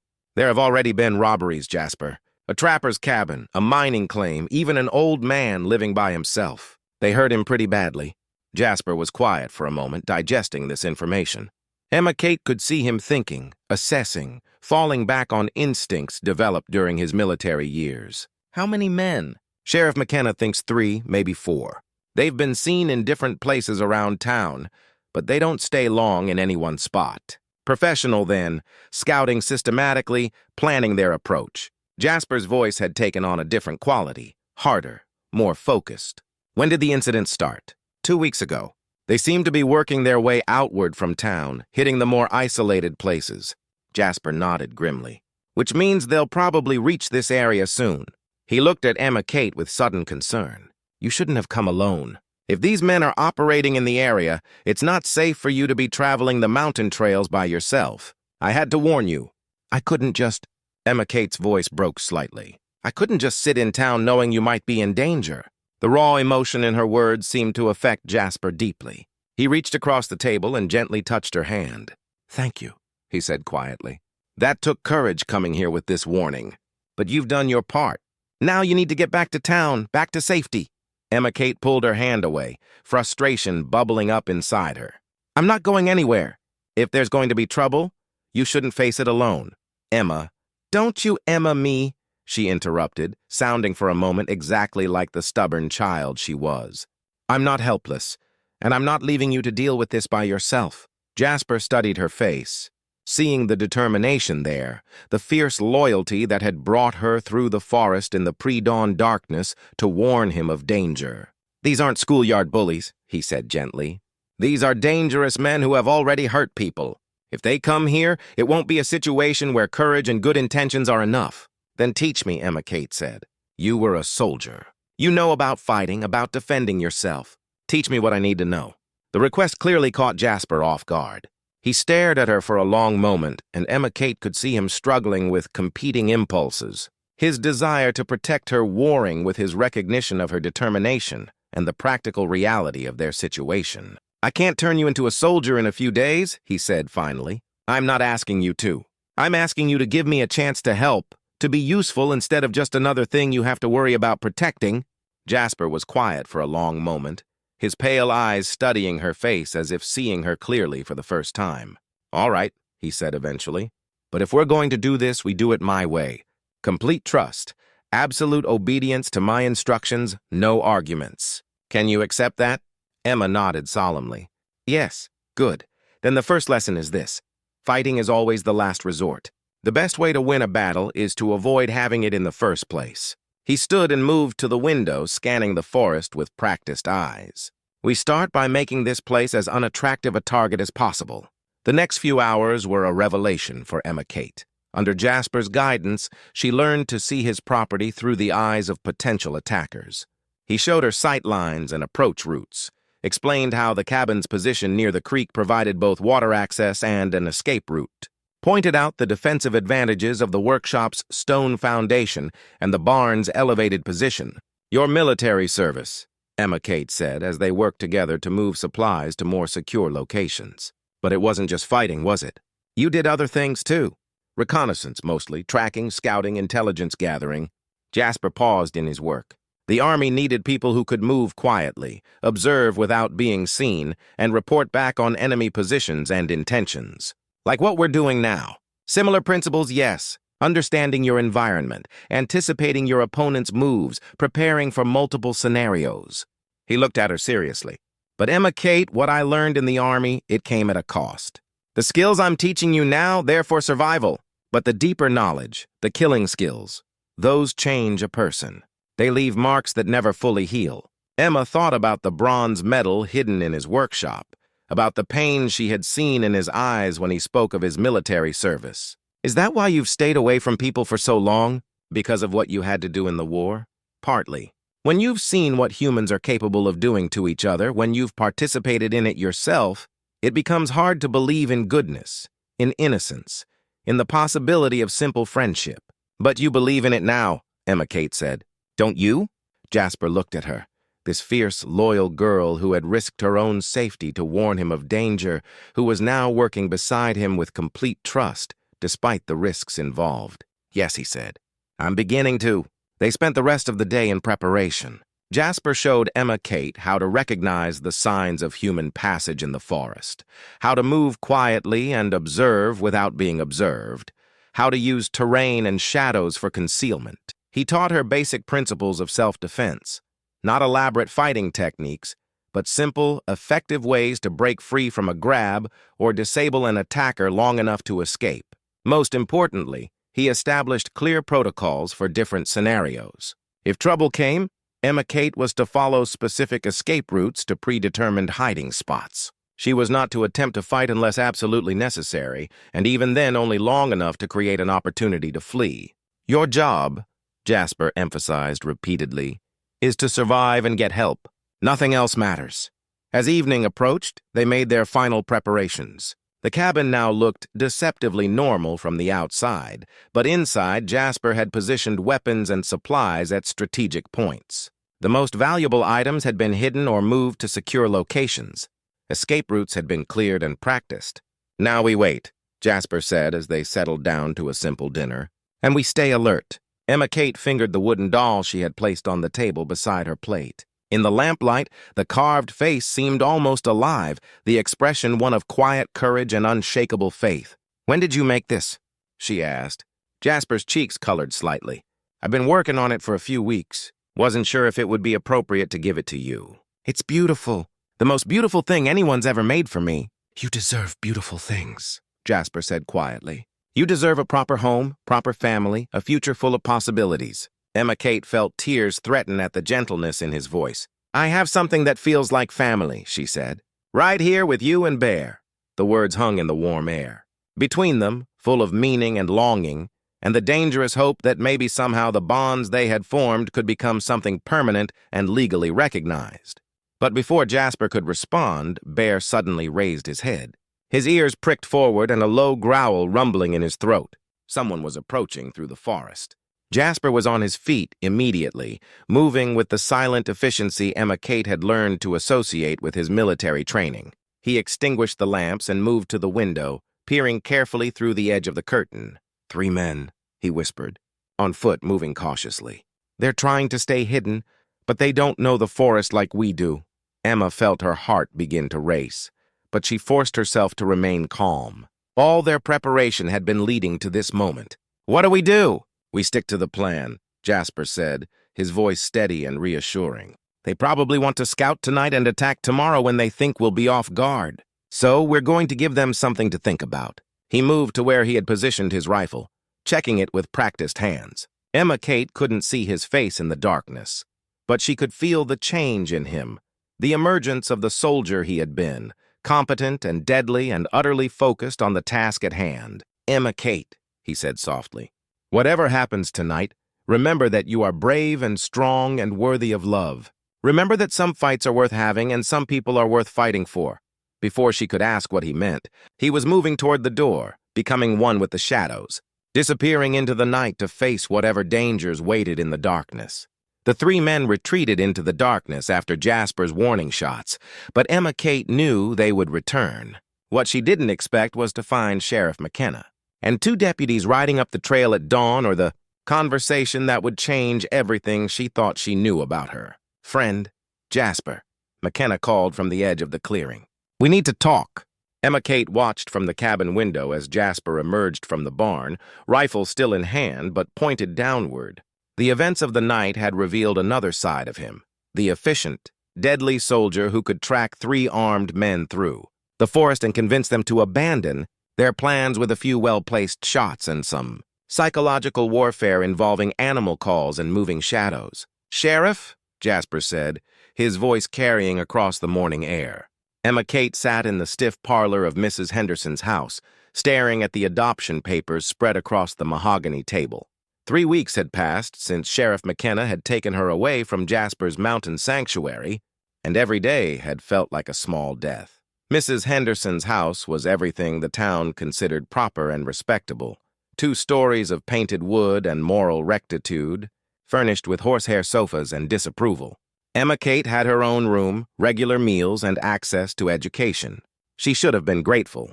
Instead, she felt like a caged bird, her spirit slowly withering in the airless atmosphere of enforced propriety. "The papers are quite straightforward, Mr. Whitfield," the territorial magistrate was explaining to Mrs. Henderson. "Once signed and filed, Emma Kate will be legally your ward until she reaches majority. Full authority for all decisions regarding her welfare, education, and future." Emma Kate studied the documents with growing dread. The legal language was formal and cold, reducing her to a piece of property being transferred from one owner to another. There was no mention of her wishes, her feelings, or her own voice in determining her future. "And there's no possibility of the arrangement being challenged?" Mrs. Henderson asked, her sharp eyes flicking toward Emma Kate with something that might have been suspicion. "None whatsoever. The territorial court has reviewed all aspects of the case and found this placement to be in the child's best interests." Emma Kate wanted to argue, wanted to scream that no one had bothered to ask what she considered to be in her best interests. But 3 weeks under Mrs. Henderson's roof had taught her that such outbursts only resulted in additional restrictions and lectures about proper feminine behavior. "Excellent." Mrs. Henderson lifted the pen with the air of someone completing a distasteful but necessary task. "Emma Kate, you may consider yourself fortunate that decent people are willing to take responsibility for wayward children." The words stung as they were intended to. Emma Kate had been hearing variations of the same theme for weeks. How grateful she should be. How lucky she was to be rescued from her improper association with Jasper Crow. How much better her life would be under proper supervision. No one mentioned that she had been surviving quite well on her own before the town decided to intervene. No one acknowledged that her friendship with Jasper had been the first source of genuine happiness she had known since her father's death, and no one seemed to care that she felt more like a prisoner than a rescued child. A knock at the front door interrupted the signing ceremony. Mrs. Henderson frowned. She did not appreciate unexpected visitors, especially during important business. "I'll see who it is," she said, rising from her chair with obvious irritation. Emma Kate heard voices in the hallway, Mrs. Henderson's crisp tones and a deeper voice that made her heart leap with hope and despair in equal measure. Jasper had come. He appeared in the parlor doorway, looking like a man who had spent weeks wrestling with impossible decisions. His usually neat appearance was disheveled, his clothes carrying the dust of hard travel, and his pale eyes held a determination that Emma Kate had never seen before. "Mr. Crow," Mrs. Henderson said icily, "this is highly irregular. Emma Kate is in the middle of important legal proceedings." "I know exactly what she's in the middle of," Jasper replied, his gaze moving to the adoption papers on the table. "And that's why I'm here." Mr. Whitfield looked up from his documents with obvious annoyance. Sir, these proceedings are none of your concern. If you have business with the territorial court, you can file the appropriate papers through normal channels. I have filed papers, Jasper said calmly, and I believe they are very much my concern. He reached into his coat and withdrew an official-looking document sealed with wax and ribbons. A petition for guardianship filed with the territorial court in Denver 3 days ago. Mrs. Henderson snatched the document and scanned it quickly, her face growing pale. This is impossible. The court has already made its decision. The court made a decision based on incomplete information, Jasper replied. Information that has now been corrected. Mr. Whitfield took the petition from Mrs. Henderson's trembling hands and read it carefully. Emma Kate watched his expression change from annoyance to confusion to something approaching alarm. "This can't be right," he muttered. "What does it say?" Emma Kate asked, finding her voice for the first time since Jasper's arrival. Jasper looked directly at her, his pale eyes warm with an emotion she couldn't quite identify. "It says that I am petitioning the court for legal guardianship of Emma Kate on the grounds that I am her closest living relative." The words hit the room like a thunderbolt. Emma Kate stared at Jasper, certain she had misheard. "What?" "Your father's name was Thomas Kate," Jasper said gently. "But before he came to Colorado, before he simplified his name for business purposes, he was Thomas Crow Kate, my younger brother." Emma Kate felt the world tilt around her. Her father's brother, the family connection she had dreamed of finding, had mourned the loss of, had been sitting across from her all those evenings by the fire. "That's impossible," Mrs. Henderson sputtered. "Thomas Kate had no family. He told everyone he was alone in the world." "My brother was a proud man," Jasper said, his voice heavy with old pain. "When he left home after a quarrel with our father, he swore he would make his own way in the world without help from anyone. He kept that promise even after our parents died, even after I tried to find him and reconcile." Emma Kate's mind raced through memories of her father, looking for clues she might have missed. She remembered his skill with woodworking, so similar to Jasper's own abilities. She remembered his knowledge of wilderness survival, his way of reading weather and animal behavior. She remembered the way he would sometimes grow quiet and distant, as if remembering something painful. "But your name," she whispered. "You're Jasper Crow. Pa was Thomas Kate. Our father was William Crow," Jasper explained. "Thomas took our mother's maiden name, Kate, when he left home. I kept our father's name." "You knew," Emma Kate said, understanding flooding through her. "All this time you knew who I was." Jasper's face was filled with regret. "Not at first. When you first told me your name, I thought it might be coincidence. Emma was our mother's name, and Kate was common enough. But when you talked about your father, about his skills and his sayings, about the way he died, I began to suspect." "When did you know for certain?" "The day you showed me his pocket watch. It was our grandfather's watch, passed down through the family. Thomas stole it when he left home." Jasper's voice was barely above a whisper. "I've been looking for my brother for 20 years, Emma Kate, and I found him through you. Too late to make things right with him, but not too late to take care of his daughter." Mr. Whitfield cleared his throat loudly. "Even if this claim is true, and I'm not saying it is, the court has already reviewed Mr. Crow's situation and found him unsuitable as a guardian." "The court reviewed the situation of a hermit with questionable motives," Jasper corrected. "They did not review the situation of a man seeking to care for his orphaned niece." He produced another document from his coat. "A complete family genealogy verified by church records and territorial birth certificates. Documentation of my financial assets and property holdings. Character references from former military colleagues, business associates, and community leaders in Denver." Emma Kate watched this exchange in a daze.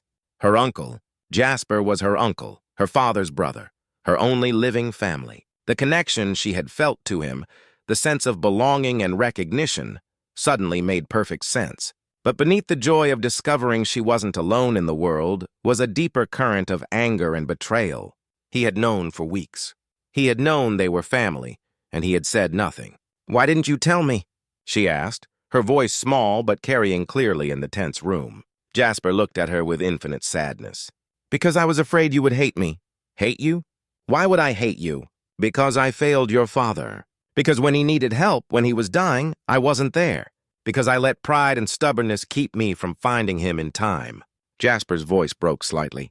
Because I let you suffer for 2 years when I could have prevented it if I had only tried harder to locate Thomas's family. Emma Kate felt tears beginning to flow. You didn't know. I should have known. I should have kept looking. Should have checked every Thomas Kate in every territory and state. Instead, I gave up and retreated to my mountain, wallowing in self-pity while my brother's daughter lived on the streets. The raw pain in his voice was almost unbearable. Emma Kate could see the weight of guilt he had been carrying, the knowledge that his isolation had cost them both years of family connection. Mrs. Henderson found her voice again. This is all very touching, but it doesn't change the fact that Mr. Crow is an unmarried man with no experience raising children. The court's concerns about propriety remain valid. Actually, Jasper said, producing yet another document, they don't. This paper was different from the others, smaller, more intimate, with flowing script and official seals. Emma Kate couldn't read it from where she sat, but she saw Mrs. Henderson's face go white as she scanned the contents. What is it? Mr. Whitfield demanded. A marriage certificate, Mrs. Henderson whispered. Dated 3 days ago between Jasper William Crow and... She looked up at Jasper in shock. And Margaret Henley. Emma Kate's mind reeled. Doc Henley's wife. Jasper had married Doc Henley's wife. Margaret is a widow, Jasper explained, seeing her confusion. Her first husband died 15 years ago before she married Doc Henley. When I explained the situation, she agreed to a marriage of convenience, a legal arrangement that would provide Emma with proper female supervision while allowing me to serve as her guardian. But what about Doc Henley? Emma asked. The good doctor has been wanting to retire and move to Denver for years, Jasper replied. Margaret's marriage to me will allow them to do so comfortably. The arrangement benefits everyone involved. Mr. Whitfield was studying the marriage certificate with growing disbelief. This is highly irregular. Marriage for the sole purpose of legal guardianship is perfectly legal, Jasper interrupted. Margaret and I have both entered into this arrangement voluntarily and with full understanding of its purpose. We have established separate households on my property, and she has agreed to serve as Emma Kate's female guardian and educational supervisor. Emma Kate tried to process all these revelations. In the space of an hour, she had learned that Jasper was her uncle, that he had married a woman she barely knew, and that he was fighting to overturn the guardianship arrangements that would have separated them forever. The court will never approve this, Mrs. Henderson said, but her voice lacked conviction. The court, Jasper replied, has already approved it pending final review of the documentation, which I expect to be completed within the week. He looked directly at Emma Kate. If you want it to be approved, if you want to come home. The choice was hers. Emma Kate could see that now. For the first time since Sheriff McKenna had taken her away from the mountain, she had real options. She could stay with Mrs. Henderson, accept the safe but stifling life that had been planned for her, or she could trust Jasper again. Trust in the family connection that had been revealed. Trust that the pain and deception of the past weeks could be overcome. I want to come home, she said simply. The words seemed to drain all the tension from Jasper's body. He closed his eyes briefly, and when he opened them, Emma saw tears threatening. Thank you, he whispered. Thank you for giving me a chance to do right by you, by your father's memory. Mrs. Henderson stood abruptly, her face flushed with anger and embarrassment. This entire proceeding has been a waste of time. Mr. Whitfield, I assume these developments invalidate our arrangement. The magistrate was carefully reviewing all of Jasper's documents. If the territorial court approves Mr. Crow's petition, and based on this documentation I believe they will, then yes, the guardianship will be transferred to him and his wife. Fine. Mrs. Henderson's voice was sharp with wounded pride. Emma Kate, gather your things. I see no reason to prolong this awkward situation. But Emma Kate was already moving toward Jasper, drawn by an invisible cord of blood and affection, and the promise of finally truly going home. As she reached him, he opened his arms, and she fell into them with a sob of relief. He held her tightly, and she could feel him trembling with emotion. I'm sorry, he whispered into her hair. I'm so sorry for all the lies, all the deception, all the time we lost. I promise you, Emma Kate, I will spend the rest of my life trying to be the uncle your father would have wanted you to have. Emma Kate pulled back to look at his face. Seeing in his pale eyes the same mixture of strength and vulnerability she remembered from her father. Family, blood of her blood, the last connection to the man who had shaped her understanding of right and wrong. Uncle Jasper, she said, testing the words. He smiled through his tears. That sounds better than I ever imagined it could. As they prepared to leave Mrs. Henderson's house, Emma Kate felt as if she were shedding an old skin, stepping out of a life that had never quite fit into one that had been waiting for her all along. The adoption papers lay forgotten on the mahogany table, unsigned and irrelevant. The real papers, the ones that would make her Emma Kate Crow, niece and ward of Jasper William Crow, were already filed and approved. She was going home, finally truly going home. The new dress felt foreign against Emma Kate's skin as she stood before the territorial judge in Denver's courthouse. The fabric was fine blue wool, expertly tailored to fit her slight frame with pearl buttons and lace trim that spoke of careful attention and considerable expense. Margaret Henley, now Margaret Crow, had insisted on purchasing it for this occasion, saying that Emma Kate should look her best when the court made its final decision. But despite the dress's beauty, Emma Kate felt uncomfortable in its unfamiliar elegance. She had grown accustomed to simpler clothing, to fabrics chosen for practicality rather than appearance. The dress was a symbol of the changes coming to her life. Some welcome, others still uncertain. Judge Harrison was a stern man in his 60s, with silver hair and penetrating gray eyes that seemed to see through pretense and artifice. He had spent the morning reviewing documents, questioning witnesses, and examining the circumstances that had brought them all to this courtroom. "Miss Emma Kate," he said, his voice carrying the authority of the territorial court. "Do you understand why we are here today?" "Yes, Your Honor." Emma Kate had been coached on proper courtroom behavior, but her voice still sounded small in the large formal room. "Explain it to me in your own words." Emma Kate glanced at Jasper, who nodded encouragingly from where he sat beside his attorney. "My uncle, Mr. Jasper Crow, is asking the court to name him as my legal guardian, and I would like that very much. And why do you want Mr. Crow to serve as your guardian?"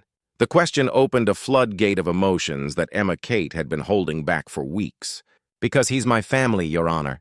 He's the only family I have left. And because he cares about me, truly cares, not just about doing his duty or looking proper to other people."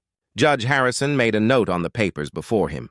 "I understand that Mr. Crow's relationship to you was not immediately known. Can you tell me how you first met?" Emma Kate took a breath, remembering that cold morning when she had found Bear injured by the old mill. "I found his dog hurt in the snow, Your Honor. Bear, that's the dog's name, was badly wounded, and I could have kept him for companionship. But his collar had Mr. Crow's name on it, and I knew the right thing to do was return him to his owner, even though doing so required a dangerous journey into the mountains." "Yes, sir." "My father taught me that doing right doesn't depend on whether it's easy or safe." The judge's expression softened slightly. "And what happened when you returned the dog?" "Mr. Crow?" "Uncle Jasper was surprised to see me, but he was grateful for what I'd done, and he could see that I was—" Emma Kate searched for the right words. "He could see that I needed help, even though I was trying to manage on my own. So he helped you. He fed me, gave me warm clothes, taught me skills that might keep me alive. He never made me feel like charity or a burden." Emma Kate's voice grew stronger as she spoke. "He made me feel like I mattered, like I was worth caring about." Judge Harrison turned to Jasper. "Mr. Crow, why didn't you immediately reveal your relationship to the child?" Jasper rose to his feet, his courtroom attire lending him a dignity that was somehow enhanced rather than disguised by his mountain-weathered features. "Your Honor, I wasn't certain of the relationship at first. When I began to suspect, I was afraid that if I was wrong, I would be raising hopes that couldn't be fulfilled. And if I was right," he paused, gathering his thoughts. "If I was right, then I had failed in my duty to my brother and his child for years. I wanted Emma to know me, to trust me for who I was before she learned about family obligations and expectations. Some might argue that your deception was manipulative, Mr. Crow, that you used the child's vulnerable position to form an attachment before revealing your true circumstances." Emma Kate saw Jasper flinch at the accusation, and she felt a surge of protective anger. "Your Honor." "Yes, Miss Emma Kate. May I say something about that?" Judge Harrison nodded. "Please do." "Uncle Jasper never tried to manipulate me or take advantage of me. Not once, not ever." Emma Kate's voice carried a conviction that filled the courtroom. "He could have told me he was wealthy and offered me an easy life in exchange for gratitude. Instead, he taught me how to take care of myself. He could have demanded affection because we were related. Instead, he earned it by being kind and patient and respectful." She looked directly at the judge, her young face serious and determined. The people who say he deceived me, they're the same people who wanted to separate us. They don't understand that real family isn't about blood or money or what looks proper to other folks. It's about choosing to care for each other, even when it's hard, even when it costs something. The courtroom was silent as Emma Kate's words sank in. Judge Harrison made another note, then looked up at the small crowd of observers in the gallery. I understand there are those who oppose this guardianship arrangement, he said. Mrs. Henderson, you wish to speak.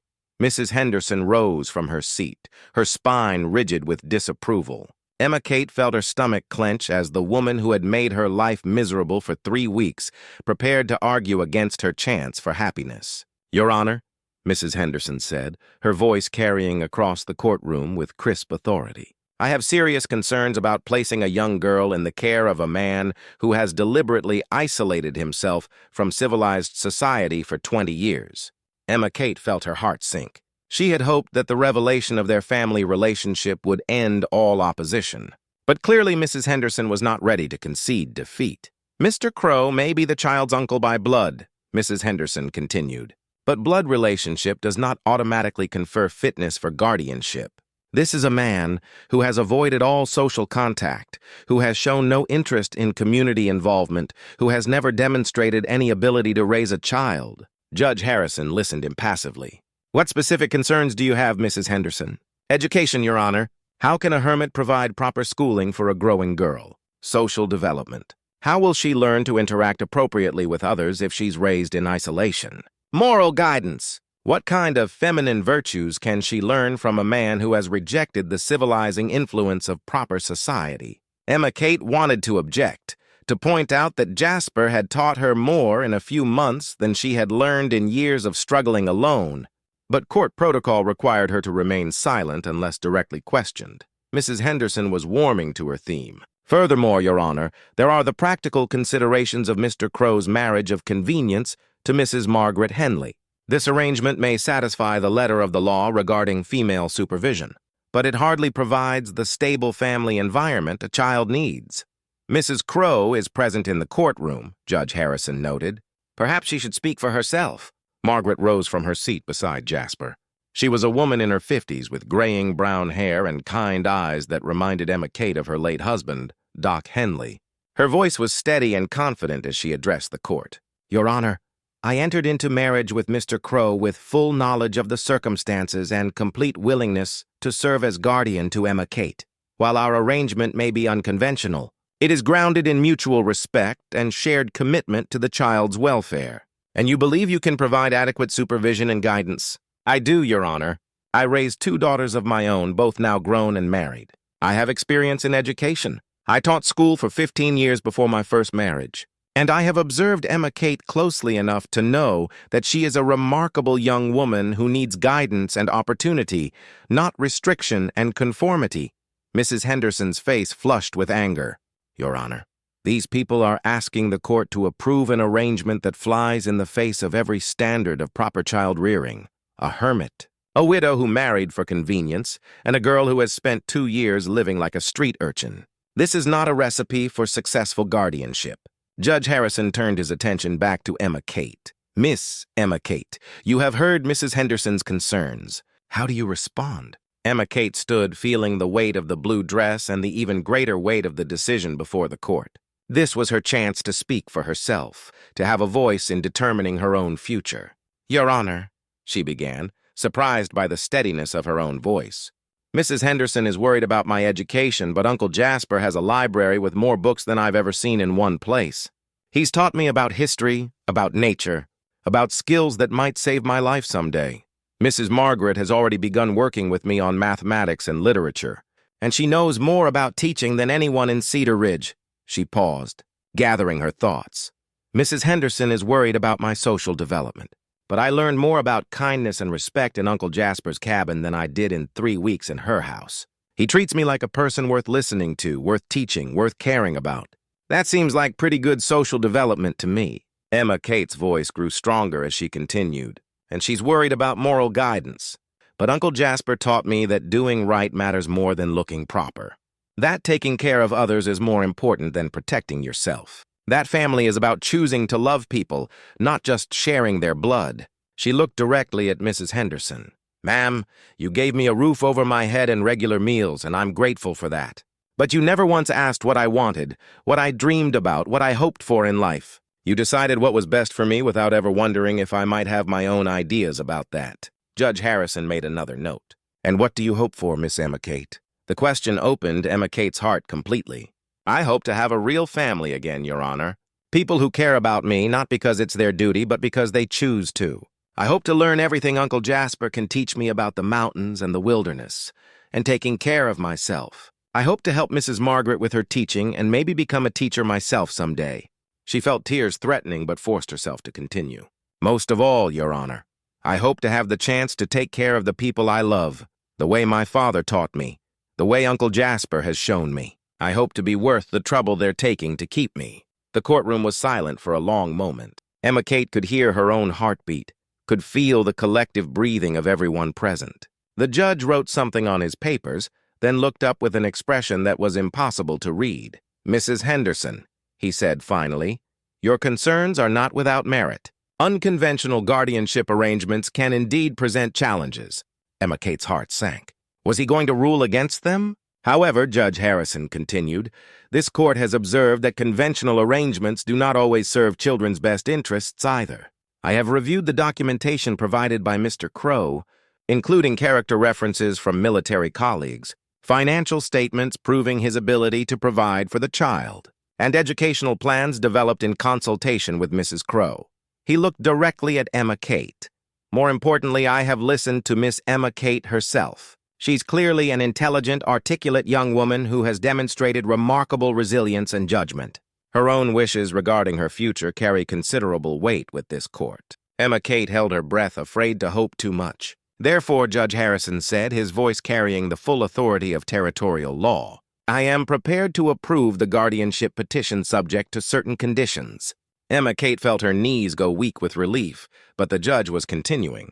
"First, Emma Kate will receive formal education either through private tutoring or enrollment in an established school. Second, the family will maintain regular contact with territorial authorities to ensure the child's continued welfare. Third, Mrs. Crow will serve as primary supervisor for all matters relating to Emma Kate's social and educational development." He paused, looking at each of them in turn. "These conditions are non-negotiable. Do you accept them?" "We do, Your Honor," Jasper said immediately. "Yes, Your Honor," Margaret added. Emma Kate found her voice. "Yes, Your Honor. Thank you." Judge Harrison smiled for the first time during the hearing. "Then it is the ruling of this court that Emma Kate shall be placed in the legal guardianship of Mr. Jasper William Crow and Mrs. Margaret Henley. Crow, effective immediately." The gavel fell with a sound like thunder, and Emma Kate felt as if the whole world had suddenly shifted on its axis. Legal guardianship, a real family, a future that stretched ahead filled with possibilities instead of mere survival. Jasper was suddenly beside her, lifting her into his arms in the embrace that spoke of years of longing and loss finally resolved. Margaret was there too, her eyes bright with tears, her arms encompassing both of them. "Thank you," Emma whispered to them both. "Thank you for fighting for me." "Thank you," Jasper replied, his voice rough with emotion, "for giving me the chance to be part of a family again." As they left the courthouse together, Emma Kate caught sight of herself in a window reflection. The fine blue dress no longer felt foreign. It felt like the clothing of Emma Crow, beloved niece, cherished ward, integral part of a family that had chosen to love her. The girl in threadbare rags who had struggled alone on Cedar Ridge's streets was gone forever. In her place stood someone new, someone who belonged, someone who was wanted, someone who had finally truly come home. The wedding ring felt strange in Emma Kate's palm as she stood in the mountain cemetery where her father lay buried. The ring was simple gold, worn thin by years of wear, and it belonged to the woman Jasper had loved and lost 20 years ago, his first wife, Sarah, who had died along with their infant daughter in the fever epidemic that had driven him into the mountains. Margaret had suggested this moment of closure before they began their new life together as a family. "Some things need to be laid to rest properly," she had said with the wisdom of someone who had also lost a spouse, "so that new things can grow in their place." Jasper knelt beside his first wife's grave, brushing snow away from the weathered headstone that read simply, "Sarah Elizabeth Crow, beloved wife and mother, 1847-1867. Beside it was a smaller stone, Mary Catherine Crowe, Our Angel, 1867. I've been carrying this for 20 years, he said quietly, holding up the ring, carrying it like a chain, like proof that I didn't deserve to be happy again. Emma watched as he placed the ring gently on the snow-covered mound. But I think Sarah would want me to let go now, would want me to choose life instead of just surviving. The wind moved through the pine trees surrounding the small cemetery, creating a sound like whispered blessings. Emma Kate stepped closer to her father's grave, where Thomas Kate's headstone bore the simple inscription, Thomas Kate, beloved father, 1838-1885. Pa, she said softly, I found him. I found your brother, just like you always hoped I would. And he found me too, though it took us a while to figure out we belonged together. She knelt beside the grave, brushing away snow to reveal the small wooden bird she had carved and left there months ago. Her first successful attempt at the craft Jasper had taught her. He's going to take care of me, Pa, the way you would have if you'd lived. And I'm going to take care of him too, because that's what family does. Jasper rose from Sarah's grave and came to stand beside Emma Kate. Together, they looked down at Thomas's resting place. Two people who had found each other across years of grief and isolation. He would be proud of you, Jasper said. Thomas always was stubborn about doing right no matter what it cost. I see that same strength in you. Do you think they're together now? Emma Kate asked. Pa and your Sarah and little Mary. I think they're at peace, Jasper replied. And I think they want us to be at peace too. As they walked back toward the cabin, home now, truly home, Emma Kate felt the last pieces of her old life settling into place. The frightened girl who had struggled alone on Cedar Ridge's streets was part of her history now, but no longer her identity. She was Emma Kate Crowe, daughter of the mountains, niece to a man who had found his way back to love, ward to a woman who had chosen to share her wisdom and guidance. The cabin looked different when they approached it together. Where once it had been Jasper's refuge from the world, it was now becoming something warmer, a family home where three people who had all known loss were learning to build something new together. Margaret met them at the door, her face bright with the excitement of someone who had spent the afternoon preparing surprises. Perfect timing, she said. I have something to show you both. She led them to what had once been Jasper's spare room, the same room where Emma Kate had spent her first night in the mountains, frightened and uncertain about the future. Now it was transformed. The walls were painted a warm yellow and new curtains hung at the windows. A bookshelf held texts on mathematics, literature, and natural science. A desk sat near the window, positioned to catch the best light for reading and writing. It's beautiful, Emma breathed. It's yours, Margaret said simply. Your room, your space, your sanctuary when you need one. But it was the final touch that brought tears to Emma's eyes. On the desk, carefully positioned in the center, sat her father's pocket watch, restored, polished, and ticking steadily with renewed life. You fixed it, she whispered, lifting the timepiece with trembling hands. Jasper nodded. The parts came in from Denver last week. It took some careful work, but the mechanism was sound underneath the damage. Emma Kate held the watch to her ear, listening to its steady rhythm. The sound of time moving forward instead of standing still, of broken things made whole again, of second chances and new beginnings. Time, she said, remembering her father's words. The only thing we can't make more of. But we can make better use of what we have, Margaret added gently. As evening fell, the three of them sat by the fire in their new configuration as a family. Bear dozed contentedly at Emma Kate's feet, his injuries long healed but his loyalty to his rescuer undiminished. Margaret worked on lesson plans for Emma Kate's education, while Jasper carved a new piece. Not one of his usual animals, but something that looked like it might become a small house, complete with tiny windows and a welcoming door. What are you making? Emma Kate asked. A memory, Jasper replied. Something to remind us of how we came to be a family. Emma Kate looked around the warm cabin at the two people who had chosen to love her, at the dog who had brought them all together, at the life that was just beginning to unfold before them. The wooden doll Jasper had carved for her sat on the mantelpiece now, its serene face catching the firelight. She thought about the journey that had brought them to this moment. The cold morning when she had found Bear injured by the mill. The decision to return him to his owner despite her own desperate need for companionship. The weeks of growing trust and affection that had preceded the revelation of their family connection. All of it had led here to this room, to this moment, to this sense of belonging that she had thought was lost forever when her father died. "I love you," she said suddenly, the words coming from someplace deeper than thought or decision. "Both of you. I love you, and I'm grateful every single day that we found each other." Margaret set down her papers and came to sit beside Emma Kate on the rug. "We love you too, sweetheart, more than you could possibly imagine." Jasper looked up from his carving, his pale eyes warm with contentment. "Your father used to say that love wasn't something that happened to you. It was something you chose to do again and again every single day." "Then I choose this," Emma Kate said firmly. "I choose us. I choose this family. I choose this life. Every day for as long as I live." The fire crackled in the stone hearth, Bear's breathing deepened into sleep, and somewhere in the distance, a night bird called to its mate. The mountains stood eternal around them, and inside their warm cabin, three people who had been broken by loss discovered what it meant to be made whole by love. Emma Kate pulled out her father's watch and checked the time. 8:30. Though it might as well have been the beginning of forever, time was moving forward again, carrying them into a future filled with possibility, purpose, and the kind of love that chose to endure despite every obstacle. She was Emma Kate Crow, and she was finally, completely, irrevocably home. 1 year later, Emma Kate stood on the front porch of the newly built Cedar Ridge School, holding the hand of 6-year-old Tommy Patterson as he faced his first day of formal education. The boy's eyes were wide with the same mixture of fear and excitement that Emma Kate remembered feeling when she had been his age, back when the world had still felt safe and full of possibilities. "It's scary," Tommy whispered, his small hand trembling in hers.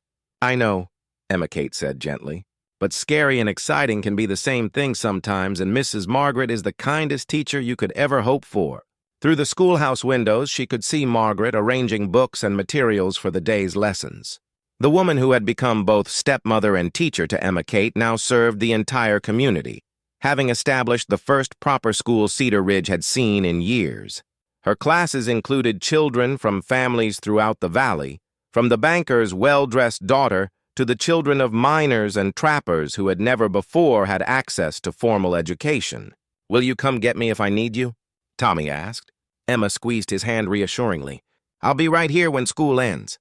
But Tommy, I think you're going to love it so much that you won't want to leave." As she walked the boy to the schoolhouse door, Emma Kate caught her reflection in the window glass.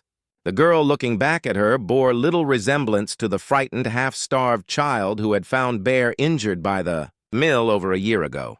This Emma stood straight and confident, her hair neatly braided, her dress clean and well-fitted, her eyes bright with purpose and contentment. But more than her appearance had changed. The desperate hunger that had once driven her every decision had been replaced by something much rarer, the quiet confidence of someone who knew she belonged, who understood her place in the world, who had people who would catch her if she fell.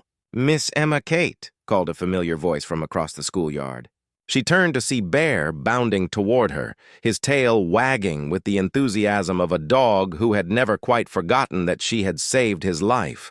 Behind him came Jasper, leading Sage with a pack loaded with supplies for the school. "How's our newest student settling in?" Jasper asked, nodding toward Tommy, who was now chatting eagerly with some of the other children. "Better than expected," Emma Kate replied, "though I think his mother is more nervous than he is. Parents usually are." Jasper's eyes crinkled with the humor Emma Kate had learned to love.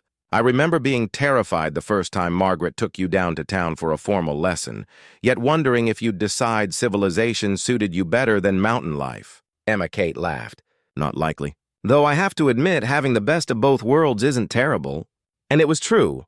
Over the past year, they had found a rhythm that honored both her need for education and social connection and her deep love for the wilderness. 3 days a week, she studied with Margaret and helped teach the younger children. 2 days a week, she worked alongside Jasper, learning advanced wilderness skills and helping him with the carpentry and trading that had made him quietly prosperous. The remaining days were her own, to read, to explore, to practice the carving skills that had become her passion. The arrangement had raised eyebrows at first. Some townspeople thought it improper for a young lady to spend so much time in the mountains, learning skills they considered more suitable for men.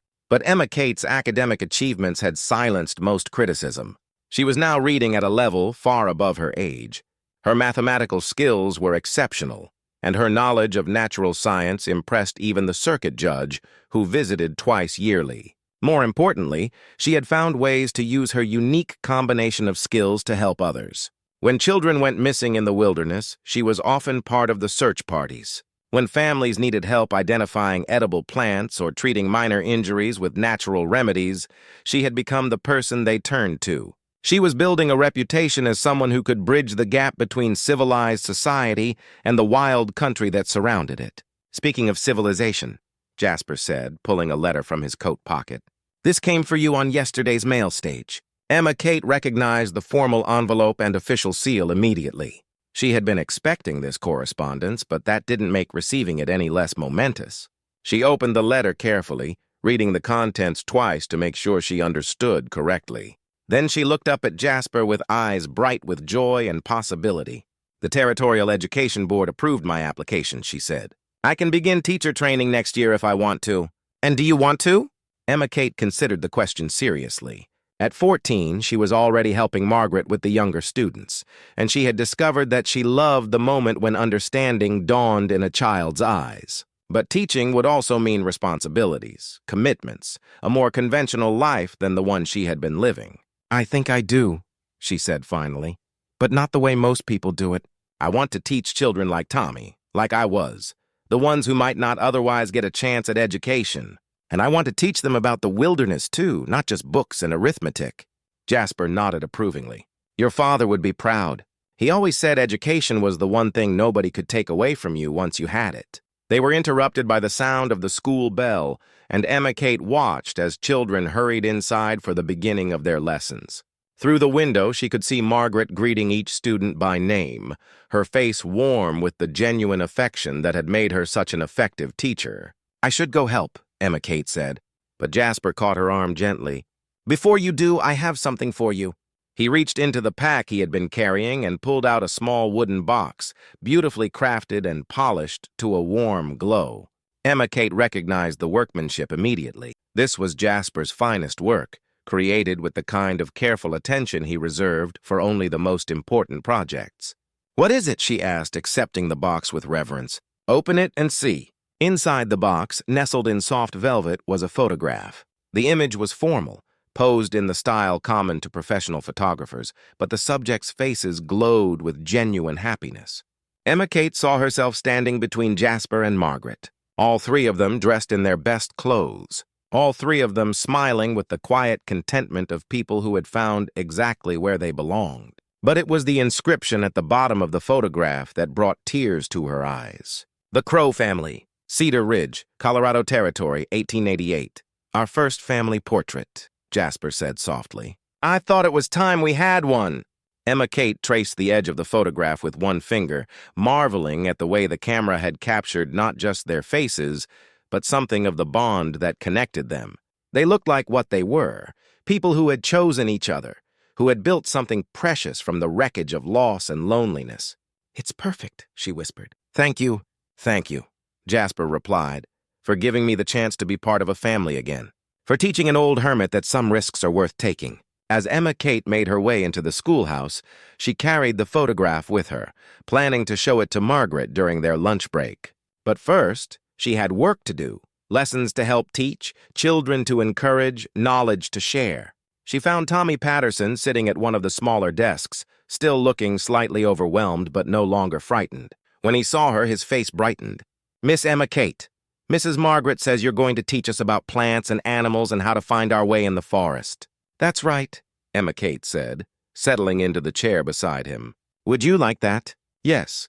My pa says you know more about the wilderness than anybody, even the trappers and hunters." Emma Kate smiled, remembering her own hunger for knowledge, her own excitement at discovering new skills and ideas.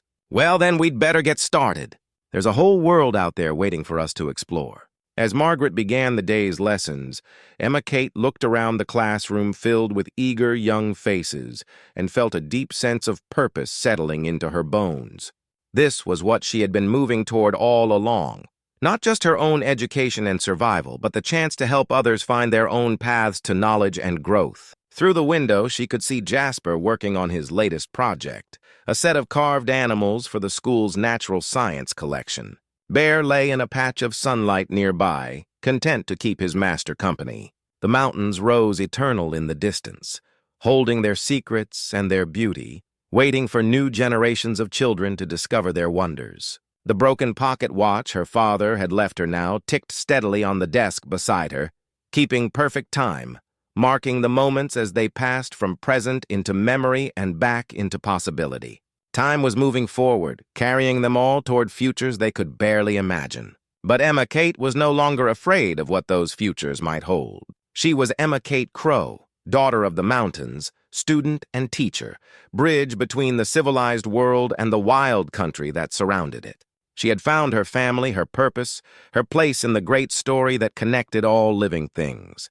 And every morning when she woke in her warm bed, in her safe home, surrounded by people who loved her, she remembered the scared, hungry girl who had found an injured dog in the snow and chosen kindness over survival.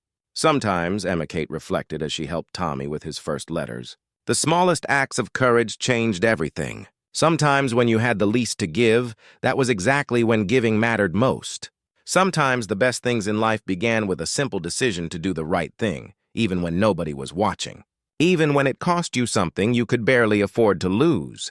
And sometimes, if you were very lucky, that decision led you